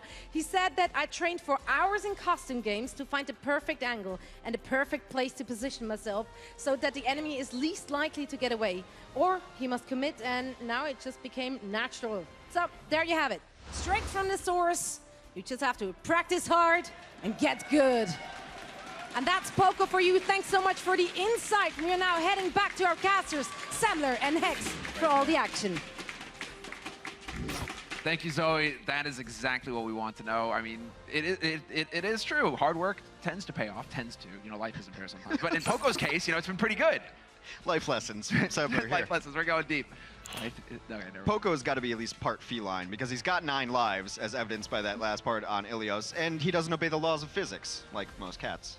There you have it. You know, he just survives everything, turns out. It's crazy. And it is kind of the case. I mean, we saw him going up against hydration, you know, on that last point. Guy just refused to die. I think he died 4 times. Some sort of Faustian deal he's made. Shore 4 will be coming in for Asher. That will give them a little bit of versatility as they go into this last point. Shore 4, no slouch on the Tracer. Asher, of course, their Tracer carry when they need it. But when they need to switch things up, Shore 4 has, well, I don't know, name a hero, and he's got a good one. He's got a good 76. He's got a serviceable Genji, a very good Pharah. So if you need it played, Shore 4 is your man. And so that's where I'm going to prompt you, Hex. This is Numbani. This is the last map. It is known for having some hard lockdown defenses on that first point. And so, you know, do you think Shore 4 is going to go for that Soldier, trying to play those balconies? You know, what do you think Shore 4 is going to have in store for us? A Soldier would be very likely to come out here. This has been a map forever that Soldier's good on because of those balconies. You sit in the corner, and even an Ana can be run here, even though she's not run in most situations. I want to see it. I don't think we're going to see it, but Torb is also very good on this first point. Shore 4 does have a really good Torb, of all things. I got a bit of the Jedi going on right there, where I just heard all of matchmaking cry out in pain and despair. He literally just said that Torb is good. All of matchmaking are like, Hex, what have you done? What have you done? It's my fault if you're in a matchmaking with a Torb. Torb's, on offense, I'm not taking credit for it, but defensive Numbani, Torb is completely viable. There's 3 very good spots for a turret, trying to get all the way to the end there, although Numbani's been one of the maps in the Overwatch League where people have been able to hold first point. Reason being, the offense doesn't cleanly take that first point. Their walk back is forever. If you notice, there are broken down buses trying to get to the first point in Numbani. That's not a game design. Those buses are supposed to be moving. They are out of gas trying to get to first point. Okay, it took them that long. Yes, that is a long walk. Well, there you have it, guys. I mean, basically pack a lunch, because it's going to be a while if you die. You know, it turns out that you will not get ferried there quickly. And really, you know, you don't really see Lucio, so even the taxi is out of service on this first point. First point in Numbani feels like a last point of an assault map, where you have to win it so cleanly. You have to have such a big advantage resurrection-wise, or just come in super strong, or have a Dragon Blade kind of ultimate, because you are not getting reinforcements on your offense. It is not happening. So now we're going to find out. About to kick it off here, the last map of this series, and everything hanging on it for Los Angeles Gladiators. They can force a 5th map, a tiebreaker, if they pick this one up. And so now's their time to shine. And so far, they've shown us some great things, at least on the 3rd map there on Ilios. So moving into it, Poco just kind of peeking around the corner here for Philadelphia Fusion, trying to figure out what the defense is going to be like. Well, it's a dive offense, and they might have some problems dealing with hydration. Who's running afar on the defense of all things. That is going to give their Mercy a great escape vertically whenever they need it. And Shore 4 already flexing on that 76. Well, they have to be careful, though. They got to tap this point. How do they contest? There we go. No, it's just a split second too late. They do manage to pick up 1 tick, Philadelphia, and that's huge. You do not want to be giving up a tick for free. Did Philadelphia take it, or did Los Angeles give it up? Listen, are we going to split hairs over this hex? They have one tick. They have one tick. We can all see it. So now, whose fault it is, we can get it. That's for the coaches. We'll leave it to the coaches. That's for the lawyers, yeah. Yeah. Let them deal with that. But that is the reality of the situation, and so now really Gladiators, they need to stamp on this. They need to stop this offense short. And so already, there we go, Shadowburn doing what he does best, dashing through. He's got the Dragon Blade already, and if he spots a good target, he's definitely going to go and chop him to pieces. He'd like to get some heals right now. Bishu unable to get back into his mech. Both Valkyries out, so some of the deaths you see are just an illusion. Bishu gets brought back to life and then killed yet again by Poko. Poko now down. These divas are dying impossibly quickly. And there it is, the reflect, but it doesn't get the kill. He isn't able to get in position fast enough, and Shadowburn still holding onto his Dragon Blade, and this really does feel like a Shadowburn thing to do. He just refuses to just start chopping people. He needs to hold onto it for that perfect moment. Because his Dragon Blades have such a big impact, you can excuse it, but also because he's so good at Genji, it's like you're gonna get one soon enough. Throw it out there, see what happens, roll the dice, but it is one of the marks of Shadowburn's blade. He's very patient on his blades. So he's going to have it up for next fight. Most notably, there are no support ultimates to counter this, but a Tactical Visor can be a decent counter to a Dragon Blade because it's going to track him very well in the sky, and he makes him deflect during that Dragon Blade. And obviously, if you're deflecting, you're not cutting people apart. Exactly right. That is big, but I mean, it is going to come down to the positioning here from Surefour. He is going to be the linchpin for this defense, and there it is. The Tactical Visor already out, but they are capping this point. They're past 2 ticks. They nearly got it. Philadelphia Fusion. We will have the delay tactic used, but Shadowburn, he waited. He was patient, and there are the 2 kills for him before Hydration can come back and try and put a stop to it. But the damage is done, and already Philadelphia, they walk away with the first point. He waited because they were so baited right there. He knew that there was a body outside. He knew that a Mercy cannot see a fallen comrade without attempting to resurrect. And like lambs to the slaughter, right into his blade. That's where patience pays off. Philadelphia now has the payload moving on the hybrid map at Numbani here. Exactly right. Payload making progress, and it's all on Gladiators now. When they choose to intercept, they've switched over to dive as well, and so it will be about timing. They have to see the window, and they have to try and get in there and actually start contesting this point because it's making quite a bit of progress here for 3, but right around the bend, they will slow it down. As I say that, though, Shadowburn there to get the pick on Big Goose. They're working so well together on Philadelphia Fusion to call out those targets, and again, another one falls. It's the 3-man hit squad, and nobody survives. This is absolutely textbook dive, and this is a textbook worth the $1,000 you would pay for it because that was absolutely perfect right there. Both the DPS in the backline, Winston's doing the tickle damage, and they converge on the side. So you're looking at the giant angry scientist in front of you, and both from the sides, the Velociraptors there finishing off the supports. Well, they have one last chance here, Gladiators, to stall this out to keep them from capping it. Oh, just in the nick of time. Less than a meter left to get over that line, to get that second point under control, and it looks like Shaz is going to be forced to use the Transcendence. Shadowburn, no Dragon Blade just yet, but we know how quickly he can get one, so he might have an opening here to push it over the line. Boombox does find himself in an unfortunate situation. The backline and Hydration probably stalled this out just enough for his team as both of the supports go down. That is usually fight ending. Time for a reset.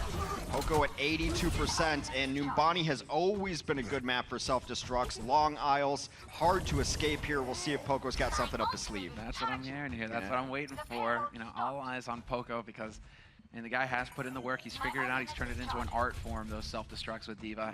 And that is the kind of specialist that I want to see. That's hard work. It's a lot of time. And that's creativity as well, figuring it out, what works for you.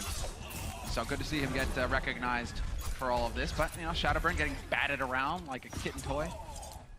Yeah, an interesting Primal Rage there. It didn't accomplish a whole lot. I think he thought he had a better angle to corner someone and get a fighting combo on him. Unfortunately, not the case for him. Still kind of tentative on both sides. Surefour out of the fight, though, means Carpe should have carte blanche. And there is the cleanup. Bishu is out of the fight, so he will not be able to have too much of an effect. We already have them creating space here. Neptuno has popped the wings, and so he's going to be flying around. Big Goose backing off, trying to stay out of harm's way. And, well, they will get that second point pushed through Philadelphia. 2.5 minutes left, though, so it doesn't give them a whole lot of room for error here. I would like to see them stay pretty far forward. You'd love to get this payload through this archway. Yes. You never want to be stuck in traffic under an overpass. It's frightening and claustrophobic. Same applies here in Numbani. Well, this is an unexpected visitor. Hydration going for the Doomfist. Let's go. Let's see if he's got the plays, because it's not every day we get to see this guy in action. Forces out the Transcend just to keep the tanks alive over there, and I think he is just tired of these tanks bullying them around. Doomfist so good against tanks. He's just been trying to line up the targets, smashes the ground, and Hydration smash. Fraggy goes down. They're looking for the back line here, but they have succeeded in stalling things out. One thing here for Philadelphia, though, is that they have made it through that arch that you mentioned, and so they're out in the open now. They have a little bit more room to work with.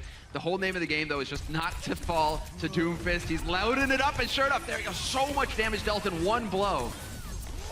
Shadowburn knows a bit about damage himself. Gets in there, takes down Shortboard, but he gets punched, but it doesn't matter! Poko! I'm sure we are going to get a replay of that bad boy. That is going to be sick. What a clutch self-destruct from Poko. That completely turns it around. And Gladiators now feeling the heat. Carpe stuffing them back into their spawn. Although as I say that, they will manage to make it out. Bishu trying to find some room to work with here. Neptuno has popped his Valkyrie, and he has the advantage over Big Goose, who has not popped Valkyrie. Everyone is getting nice and healed on the ground as they continue to push forward. Carpe does have a Zenyatta in his sights, needs to finish this kill, but there's the Mercy on him. But while Mercy's back here, she's not healing anyone else. Exactly right. Shurford to the rescue.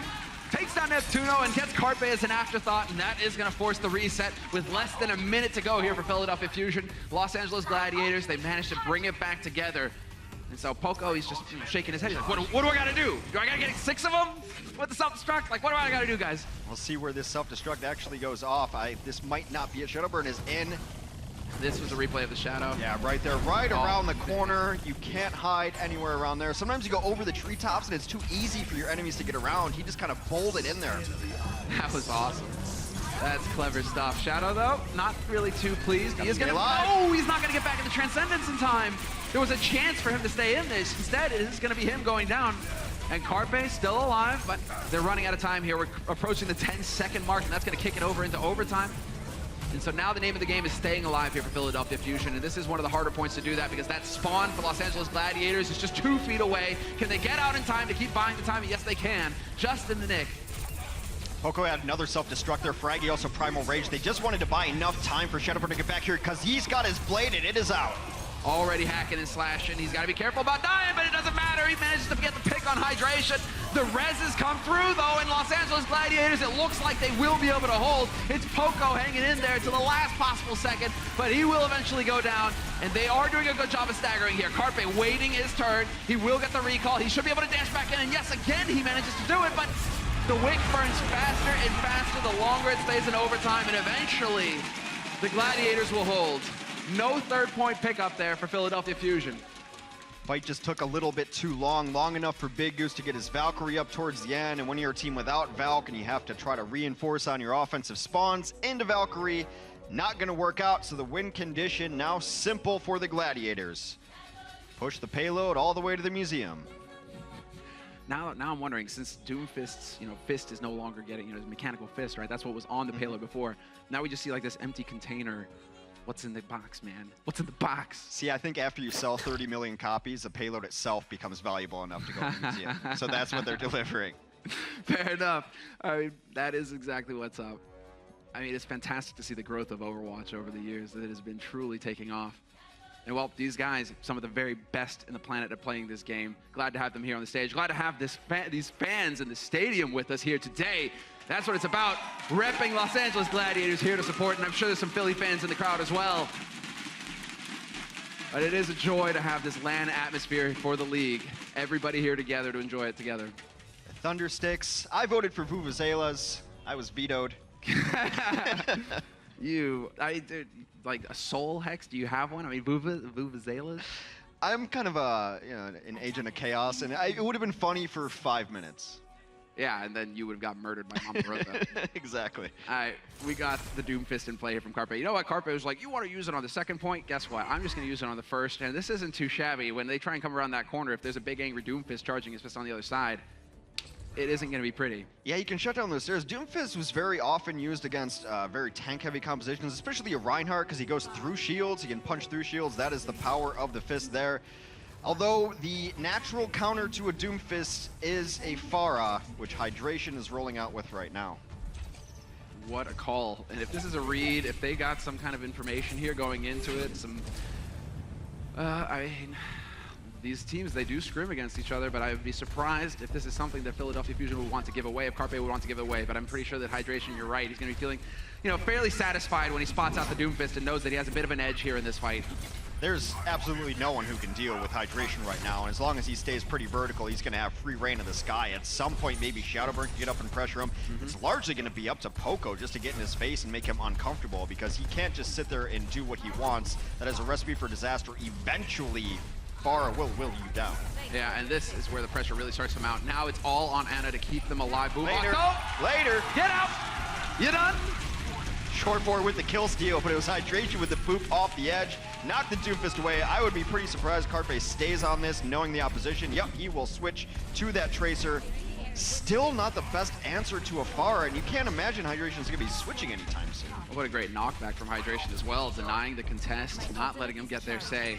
And so now the payload begins its slow progress towards the museum, and we'll see where Philadelphia Fusion decide to pick their fight. Shadowburn getting close to that Dragon Blade, but of course it may be a few minutes before we see it, you know, given that's how Shadowburn likes to play. This is what I was wondering. I mean, for those of you who are wondering, right, but they have Boombox, right? They have the Ana, that can deal with the Pharah too, right? No. That's not how it works, because Ana really needs to focus on keeping her teammates alive, unless there are moments like this where, okay, no teammates to heal, fine, I'll take a few pot shots at her. Not only that, and yes, she did get a damage buff recently, but the rate of fire simply isn't there to deal with a Pharah who's got a Mercy in her pocket. You don't have the burst damage. You need a Widow, you need a McCree, and oftentimes you need a Discord Orb in combination with those heroes. This is sick. They are doing a fantastic job of just whittling down this defense right now. These Gladiators, pitchforks in hand, are just charging forward. Shadowburn's gonna try to go anti-air Pharah. He must. That has to be the intent of this next blade. Another good option, though, is a self-destruct. If you can find them out in the open, you see it often utilized on Oasis and areas like that to deal with a Pharah Mercy. We'll see if they can find it here, but so far, Hydration is living the high life. Yeah, Poco just needs to be aware, exactly, of all times where Hydration is playing from. Make sure that he has no easy out, easy way to get out of it. Barrage They're so close, and there it is. Shadowburn will be the one to pick up the kill on Hydration.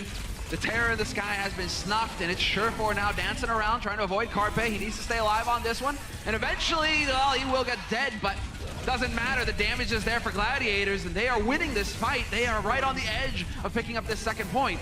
Yeah, they got most of it down now to just stall out onto the point to try to keep it alive, but with Neptuno falling and Poco demeched, Hydration.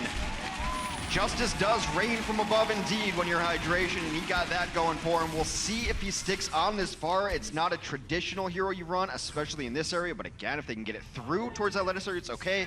Hydration opts to go with a Cyber Ninja instead, and will be moving over to Genji, but his damage is done. Surefour looking for the attack visor flank. Tactical visor flank. The tactical flank Attack, visor. flak, attack, it's all the same. I mean, it works because he was looking for it, but instead decides to take the fight back to the payload. This is usually Soldier's stomping ground, but he is going to eventually set it up, and he's looking for the squishies, but little does he know, they were waiting for him. Carpe, that's not going to save him, though. Great communication. IRemix is there to capitalize on the damage that Surefour does. Surefour just barely able to get out in time, and he should be able to get topped up by his healers as well. Another fight for the Gladiators, although Shadowburn has something to say about that. He does take out Hydration in the mix. Neptuno needs to stay alive for this next fight because he's going to have Valkyrie up. They would, of course, like to win this fight without having to use Valkyrie. Self-destruct will buy them a little bit of time to set up on defense, but the Gladiators only meters away from sending us to a map number 5. What a remarkable job here from Poco, just taking so long to get back into his mech. Was able to contest the point, keep his team in the fight, but right now it's not sure if it's going to make any difference as the Gladiators carry forward. Hydration, hacking and slashing, and there you go, Shadowburn, smoke that. It's over. They should be able to push this forward now, Gladiators. This is looking like we're going to go to a 5th map, Hex. We're going the distance. The Gladiators, they fought back in the end.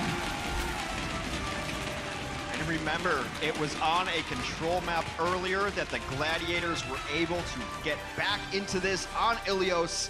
And our 5th map in our first stage is Lijiang Tower. Oh, buddy. We don't get to see that one too often either. So this is going to get fun.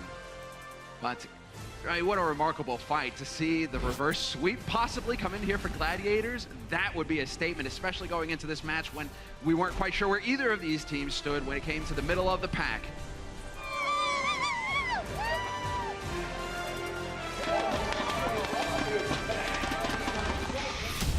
The Overwatch League is brought to you by Intel and Omen by HP.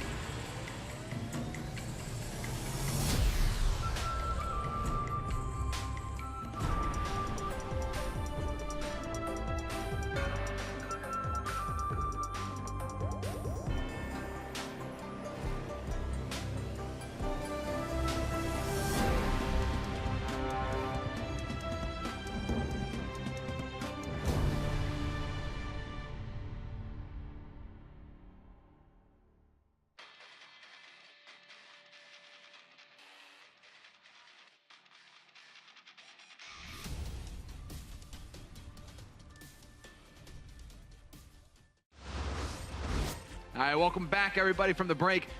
It's true, Hex. It can happen. Gladiators, the reverse sweep is possible. They ran it back from an 0-2 deficit, and now we're tied up at 2-2. And so it's going to be Lijiang Tower, a control map to sort things out here. And the control was so close between these two teams earlier that I flip a coin and that's who I'm picking in it. I'm just glad we get some bonus Overwatch here. We do have a substitute. Vishu is out. Asher.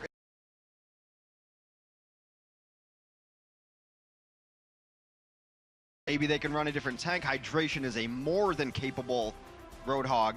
Short4, if they need it, can run a Zarya. Short4 can run anything. It doesn't matter. Be fair here. Just throw it out there, right? It doesn't matter. He can run anything. So on Control Center, where you can sometimes see a Zarya in the composition, he could play that.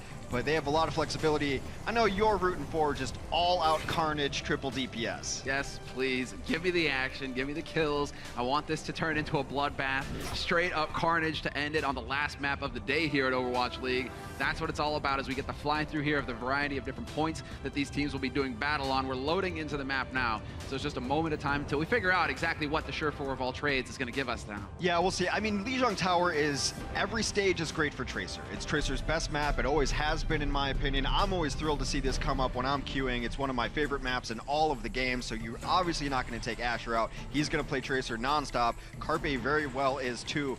But right now, just given the roster compositions, they have a chance, the Los Angeles Gladiators, to play more things than Philadelphia does, because Philadelphia is kind of locked in to their 2-2-2 role, whereas when you have a player like Shore4 who can play the tanks, and a player like Hydration who can flex on the tanks as well, the world is your oyster and you can play absolutely anything.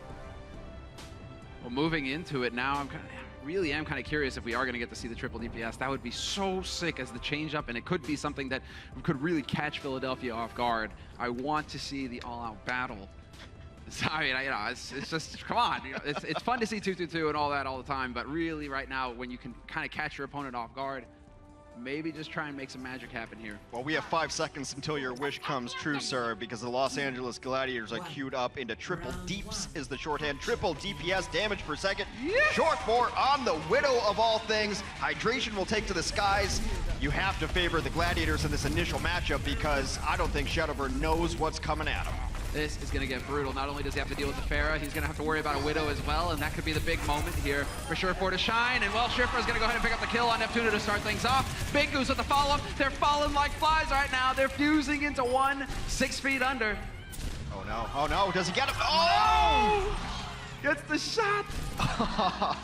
Surefour styling right now, I love it. Yeah, unfortunately those silhouettes are just for the Spectre at home. Shore4 can't see them. When they are filled in with his infrared sight, that's when he can see them, so just guesswork there, unable to know when exactly they're coming through the door. But speaking of seeing through walls and infrared sights, Shore4 can now see through walls. And the whole team too, so now it is for real, and there you go, that's what happens when you come around the corner, and well, your teammate can see you coming, or your opponents rather can see you coming as well. When I hear that French phrase, I just don't leave spawn. Like, she can see through walls, guys. I'm not going out there. It has finally faded away, so Shore4 without that assistance, but already 30% on the map for the Gladiators and counting up. What is the response from the Philadelphia Fusion? Well, they're gonna fight French with French as Carpe moves over to the Widowmaker himself. Turns out it will turn into the battle of the baguettes. And why not? Baguettes are great. All right, there are so many ways to go with that, and that's why it's hot potato. We're gonna let it drop because now Hydration is just raining in death, and he was looking for exactly that, trying to knock somebody off of the edge. But Carpe will find the kill on Big Goose, and that's all the opening the Philadelphia Fusion we're hoping to get here. That should be enough for them to push onto the point, unless Asher has something to say about it. Just commits with the pulse bomb, but they're getting traded out. And Philadelphia, they're sticking together as a unit right now. That's making all the difference. Carpe is reigning supreme right now. Well, the big advantage as well is that Philadelphia has been running a Mercy this entire time, and Boombox did end up using his Valkyrie to resurrect his team and keep them all alive. That made the difference as well. Valkyrie has finally dissipated, but damage is done. So the Philadelphia Fusion will take control of the points. If this is any indication, we are in for one heck of a map number 5. Yeah, this is going back and forth already. Carpe is the one chiming in. Quick flick. Remove Surefour. He knows there's something back there. He's holding on to his ultimate. Again, the ultimate lets him see through walls and the rest of his team. It's just such a good information ultimate. Now everyone knows where everyone is. You will not get snuck on. And Asher tested the will of Carpe once too often. That is so ridiculously fast. even with the help, Remix, he's so disgusted by how good Carpe is, he literally just threw himself off the side of the cliff. He was done, he was over. He did not want to have anything to do with this guy anymore because again, Carpe! There is no escape, Surefour. There's no running away. There's no hiding from this man. You know, I'm surprised they came out on the Widow here because given what Carpe did on Junkertown, I think it's like, Los Angeles, why'd you start with him? Why did you start? Why'd you make him go over to Widow again? Because he absolutely crushed it. And Surefour is a good Widow, but Carpe has gotten the much better of it so far. A mix-up here from the Gladiators as they start going a little tank heavier right now. Surefour moves over to the Roadhog. Hydration on Genji. They have completely switched comps. You poke the spider, you're gonna feel the fangs. Right now, it's all about Poco just pumping the bullets in, and really, this is all out chaos. Attacks on all sides, and eventually, Remix comes out ahead, and he gets a key target as well. Boombox, no res possible now for the Philadelphia Fusion, and this is shaping up pretty nicely for Gladiators. Hydration follows it up, and that's the backline dead for Philadelphia Fusion. And it does look like the Gladiators, they will be able to bring it all together here and bring it home for the win. Point control will shift back to them. Just in the nick of time as well. But this is only the first point. It can be so difficult for Mercy to fight on that point, and now, especially since they've switched their composition, she has no vertical escape anymore, which is how you usually see her. Should be just boosted all the way back. Yeah, he gets off the edge there. But now, Boombox is on the ground as Mercy. He has no verticality anymore because no one's out there. It's going to be so hard for him to escape. He's essentially ground beef. Big Goose commits the sound barrier to the fight.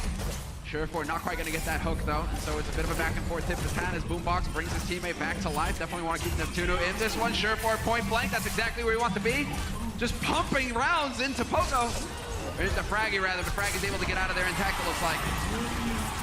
Hydration gets the better part of that Genji duel. Meanwhile, Resurrection still coming onto the point, though. Hydration finds himself another support. Both supports now down for Philadelphia, and they are not long for this world. Can Carpe do it all by himself and bring it back?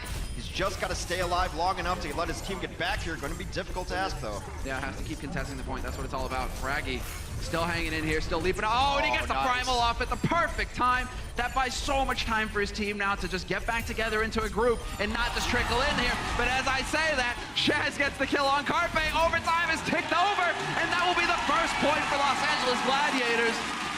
They are 1 point away from making the reverse sweep happen. That versatility came into play. They started out with a cool strat. It was working. It got countered by the pure mechanical skill of Philadelphia Fusion's ace in Carpe. And then when that gets countered, you don't necessarily have to out-Widow. You can just out-comp and make them make changes. And the Gladiators, with a little bit more flexibility, thanks to the Swiss Army knife that is Surefour. They're looking pretty quiet over there for Philadelphia as well. Not too many people talking. Carpe not looking too happy about it. Well, apparently it's not always sunny in Philadelphia. Fire. Loving it. Let's go, guys. This is it. And the Gladiators, and the round has begun. And already we're seeing a change of strategy here. Surefour will go for the Zariel, as you said. Yeah, Zarya going to be on both sides, actually. Shadowburn will run it on the other side. No surprise to see Fraggy running the Reinhardt. Reinhardt, Zarya, very popular on Control Center. This is the outlier on Lijiang Tower. Strategies get wildly different on this stage compared to the others. Philadelphia are looking for a bit more of a beefy approach, though. Triple tank for them, and that's exactly what Surefour was looking for. He wants to hunt down Carpe right on the edge. Nearly picks up the kill, but pays for it with his life. There you go. Surefour, you're done. Asher on this. McCree does give his life up for it too. Very back and forth, but most notably, Philadelphia has taken first control of this point. This is so good when you have tanks. I would like to see them play more aggressive. Maybe they will if they win another fight, because if you just simply deny entry, what you do with Earth Shatters and you do with Gravitons, the other team can never really get there. But who needs it? Carpe will just two-tap Shaz on his way in, and that's nearly a one fight. They're going to actually just res it right away. Yeah, so one of the res is used here. Big Goose not going to be too happy about that one, but they are moving together as a unit, and this is really turning into the game of bait. Who is going to Earth Shatter first? Trying to bait it out of Fraggy. Fraggy's got it, and sure enough, lands it. Perfect, but the trance was there to save his teammates, and so they aren't going to get as much out of it in the end, although the trance eventually has to wear off, and that's when the damage is done. They better win this fight because they doubled down with both of their giant ultimates. Graviton and Earth Shatter came out. Surefour tossed his Graviton late, and he gets nothing for it as well. So now the biggest ult on the field belongs to Remix at 75% on his Shatter. In Philadelphia, that could have been disastrous. They were able to heal their way through it, though, using both support ultimates. And you got to give it to Carpe. There's nothing. So Tracer, Genji, pretty annoying, but a flanking McCree is a special kind of annoying. That's the one where you really start breaking keyboards. That's a special kind of gutsy because he has no escapes if they come after him. He's got a somersault that is the least graceful move in the entire game. Hey, there it is. Neptuno is out. Hydration nearly picks up the second one. That was a bit of a close call. Poco, though, curious to see how much work he's put in on this map for the self-destruct. You see him lining it up. He's just going to put it right over the edge and not going to find anybody at all. Great dodging tactics there from Los Angeles Gladiators to stay alive. And in the meantime, Surefour has won the duel versus Shadowburn. Chaz with the double. And this is looking like it is going to be a Los Angeles Gladiators point after all. But they've given themselves such a fine margin for error here. 90% already picked up for Philadelphia Fusion. As good as Poco has been, you have to question his versatility. D.Va, this is one of her worst maps by far. There's too many shields to let self-destruct do a whole lot. So Poco is going to stay on that D.Va in this triple tank composition for the Philadelphia Fusion, but it may end up hurting them. There's simply more damage output on the side of the Gladiators. And that's the thing, they stuck to their guns here, Gladiators, and so far it's paying off. iRemix has now got his Earth Shatter as well. They've lost Asher though, but Big Goose immediately gonna bring him back to life. And here we go. It all starts off, and it's just a carnage to start it off as well. Asher with the double, picking it up on cleanup duty. And enough is enough, but Asher not gonna let him. No. That was just mean. I need to pad my stats a little bit. I could let you go. You want the extra little boost on your ultimate, but you already had ultimate. That was just cruelty. That's what I'm saying, man. Players care about stats. I'm so impressed. They say that they don't. I'm so impressed with Surefour. Like as they said, it's a small roster. Surefour is the 7th man on this team, and who else do you want coming off your bench that can play absolutely everything? His Grav won that fight for him, already at 30% on the other side of things. Shatter comes down, but largely blocked. Oh, this is big, and this is buying a lot of space here. Asher, what a fantastic Deadeye, just forcing him back around the corner, and that creates all the opportunities here for his team. If he can connect with Neptuno again, but that is such a hard target. Instead, it will be Surefour to find Carpe. Well, a little bit of purple in the kill feed, but it is getting a little dicey here. Philadelphia Fusion might be pulling ahead. Although, as I say that, it's not going to matter. Hydration is there to make it happen. And the shield was up for iRemix. Poco gets nothing for his self-destruct. Now it's just getting odd because Shadowburn is on the Zarya while Carpe is on the Genji. That is not something you would generally see if they had their choice for the Philadelphia Fusion. And they will take it back against all odds. So one more fight incoming. Watch Surefour. He's at 91%, 92%. A Grav could win the Los Angeles Gladiators this match. Yeah, they need to stay alive to do it, though. We've ticked into overtime. Asher no longer There's has a grab. And there it is, the grab and the Deadeye. They are doing the damage. He's held onto it for as long as he possibly can, and Asher still manages to get the D-Mac with his ultimate in the end. Hydration swapped over to the Doomfist, and he's looking to land the punch. And make it go like clockwork. Poco is out of it. This might be happening. This could be it. Philadelphia hanging on to the very bitter end. Trance has been used, but the kills continue to come in for Los Angeles Gladiators, and this might be the moment, but they keep tapping the point. Philadelphia keep their hopes alive, just barely. They need to wait until the tanks can get back into the fight, but I doubt they're going to be able to make it in time, although the D.Va is waiting right around the corner. She's going to try and get in, but it's not going to happen, and the Gladiators run it back. They go down 0-2 at the beginning of this series, and then win the following 3 maps. The W is theirs, and the Gladiators stand tall on home turf. You don't think Overwatch is a game about composition, switches, and versatility? Maximus Decimus Surefourius just showed you what it's all about. Yeah, there you go. You can see the hype as well. Everybody, you gotta be, that's the best feeling in the world. They're on top of it right now. When you run it back in that fashion, showing the depth of the roster, Hydration getting a hug. And all in front of the home fans as well. Played Widow, switches to Zarya. You know, it's not a big crossover. Not a lot of people have both of those in their pool. Surefour is ridiculously powerful. Going to be very fun to see his stats at the end of this series. What he was able to accomplish. Philadelphia, though, you can't be ashamed of your performance if you're Philly. When it goes that long, it's all the small factors that add up. But I mean, you really show that you're a capable team here, Philadelphia, and that, well, you're 2-2 now in the standings. 2 wins, 2 losses, but you've done the damage. I mean, Philadelphia beat some good teams. Los Angeles just beat Philly. And so now we're going to hand it over to Zoe on the floor. I believe she's there with Bishu, and so we'll get a word from him. Yeah, guys, and I have Bishu joining me. First of all, of course, congratulations. What an amazing comeback, pulling out that reverse sweep. What adjustments were made going into that second half? I think it was mainly about playing our own game. We were getting a little bit out-tempoed and out-pressure, but, you know, like our coach always says, it's not over until it's over, right? All right, well, that's certainly true. You watched that last game. How do you feel? How did you feel watching that? To be honest, it was a little close. It was a little bit more close than I expected, but, you know, I'm so proud of my team. I'm so proud of you guys! That's the spirit, and so are you fans. Bishu, congrats. Thanks so much for joining me. We're now breaking down that game on our disc. Thank you so much, Zoe. Did you guys enjoy that one?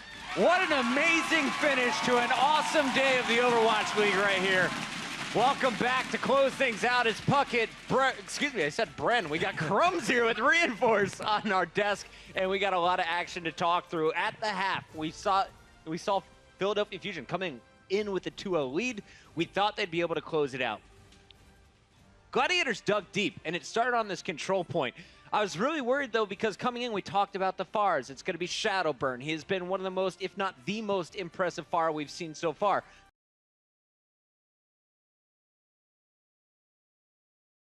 To see how much work Asher was doing on the floor. We're going to get to that in just a moment, but I want to start here with Johnny. And Johnny, we're going to look at what was going wrong here for the Philadelphia Fusion. Yes, we know that Fraggy, of course, is a very aggressive Winston player. And with Poco, of course, they both like to be a bit upfront. And we're going to take a look at a clip here where maybe they go a bit too deep. So we're at the lighthouse here, and I want to take a look at Asher's health in the top right corner, right here.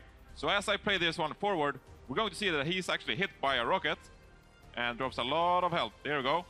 And so right now Asher is put in a pretty weird position because he can't do these flanks, which he is known for. Usually we see Los Angeles Gladiators going for a lot of deep dives, and Asher is the one flanking around. But because he took damage to himself, he really can't dive anymore. And so he is forced back onto the point. And so we're going to see the entire squad of the Los Angeles Gladiators regroup at the point. And because Asher is hit by this rocket, that is the go call for the Philadelphia Fusion. And as we play this clip out, we can see it here in the free cam as well. The tanks of Philadelphia Fusion a bit too enthusiastic about diving here. And Asher on the Tracer, because he cannot flank because he was hit by that rocket, he will now focus the tanks instead, and Fraggy and Poco is taken down. So the tank's just getting a little over-aggressive in that situation. How far do you want to go when you do see a key player like Asher who's hit with a rocket? Well, first of all, he was healed up by the Mercy, so you can't really punish the Tracer hard enough.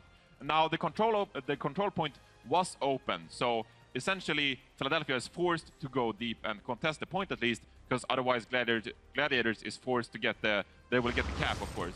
But now Poco, he went to the other side of the point, which is a bit too deep, so maybe halfway there, at least touch the point.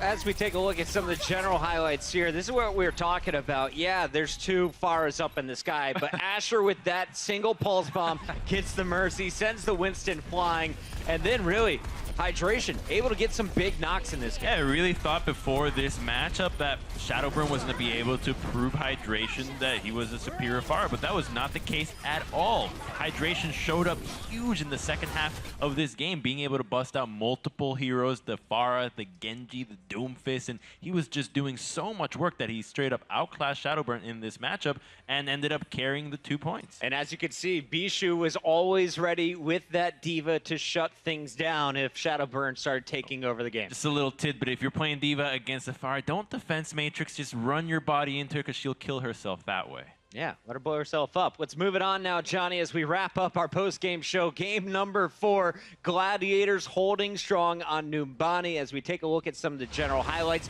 let's talk about standout players. Asher had a great game. Well, you put him on the bench after game 3, and you let Surefour come into play with Hydration. What was the plan from the Gladiators? Well, the plan from the Gladiators is playing their own game as they said themselves. Now, of course, we saw the Doomfist coming out of Hydration, which was a big surprise, but it actually shut down the flankers from Philadelphia Fusion quite a lot, because if you're hit by that one punch into a wall, you're dead. And so that forces Philadelphia Fusion to slow down their game quite a lot because of that Doomfist pick. And also we saw the Pharah coming out of Hydration, of course, which the Philadelphia Fusion, they don't really have anything to counter it when they're running the Shadowburn on the Genji and Carpe on the Tracer. Well, on the defense, actually, also Carpe ended up running the Doomfist into the unsuspecting Pharah, and that was just a complete... You basically give up the point at that point, so it was so easy for the Gladiators on Numbani to go through and make sure that they can get the point. Was that a greedy pick to go Doomfist on the first point defense of Numbani?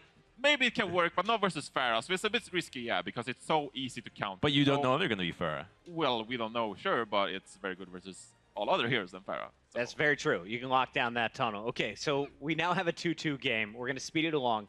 Final game 5. This is a decider, and coming into the match, we said this series is really going to help us determine the hierarchy amongst the top 6 in the league. Gladiators, they rallied off 2 wins to get here, and they lock it up with a 3rd, and we were all surprised by the composition they brought into this final control. It was triple DPS.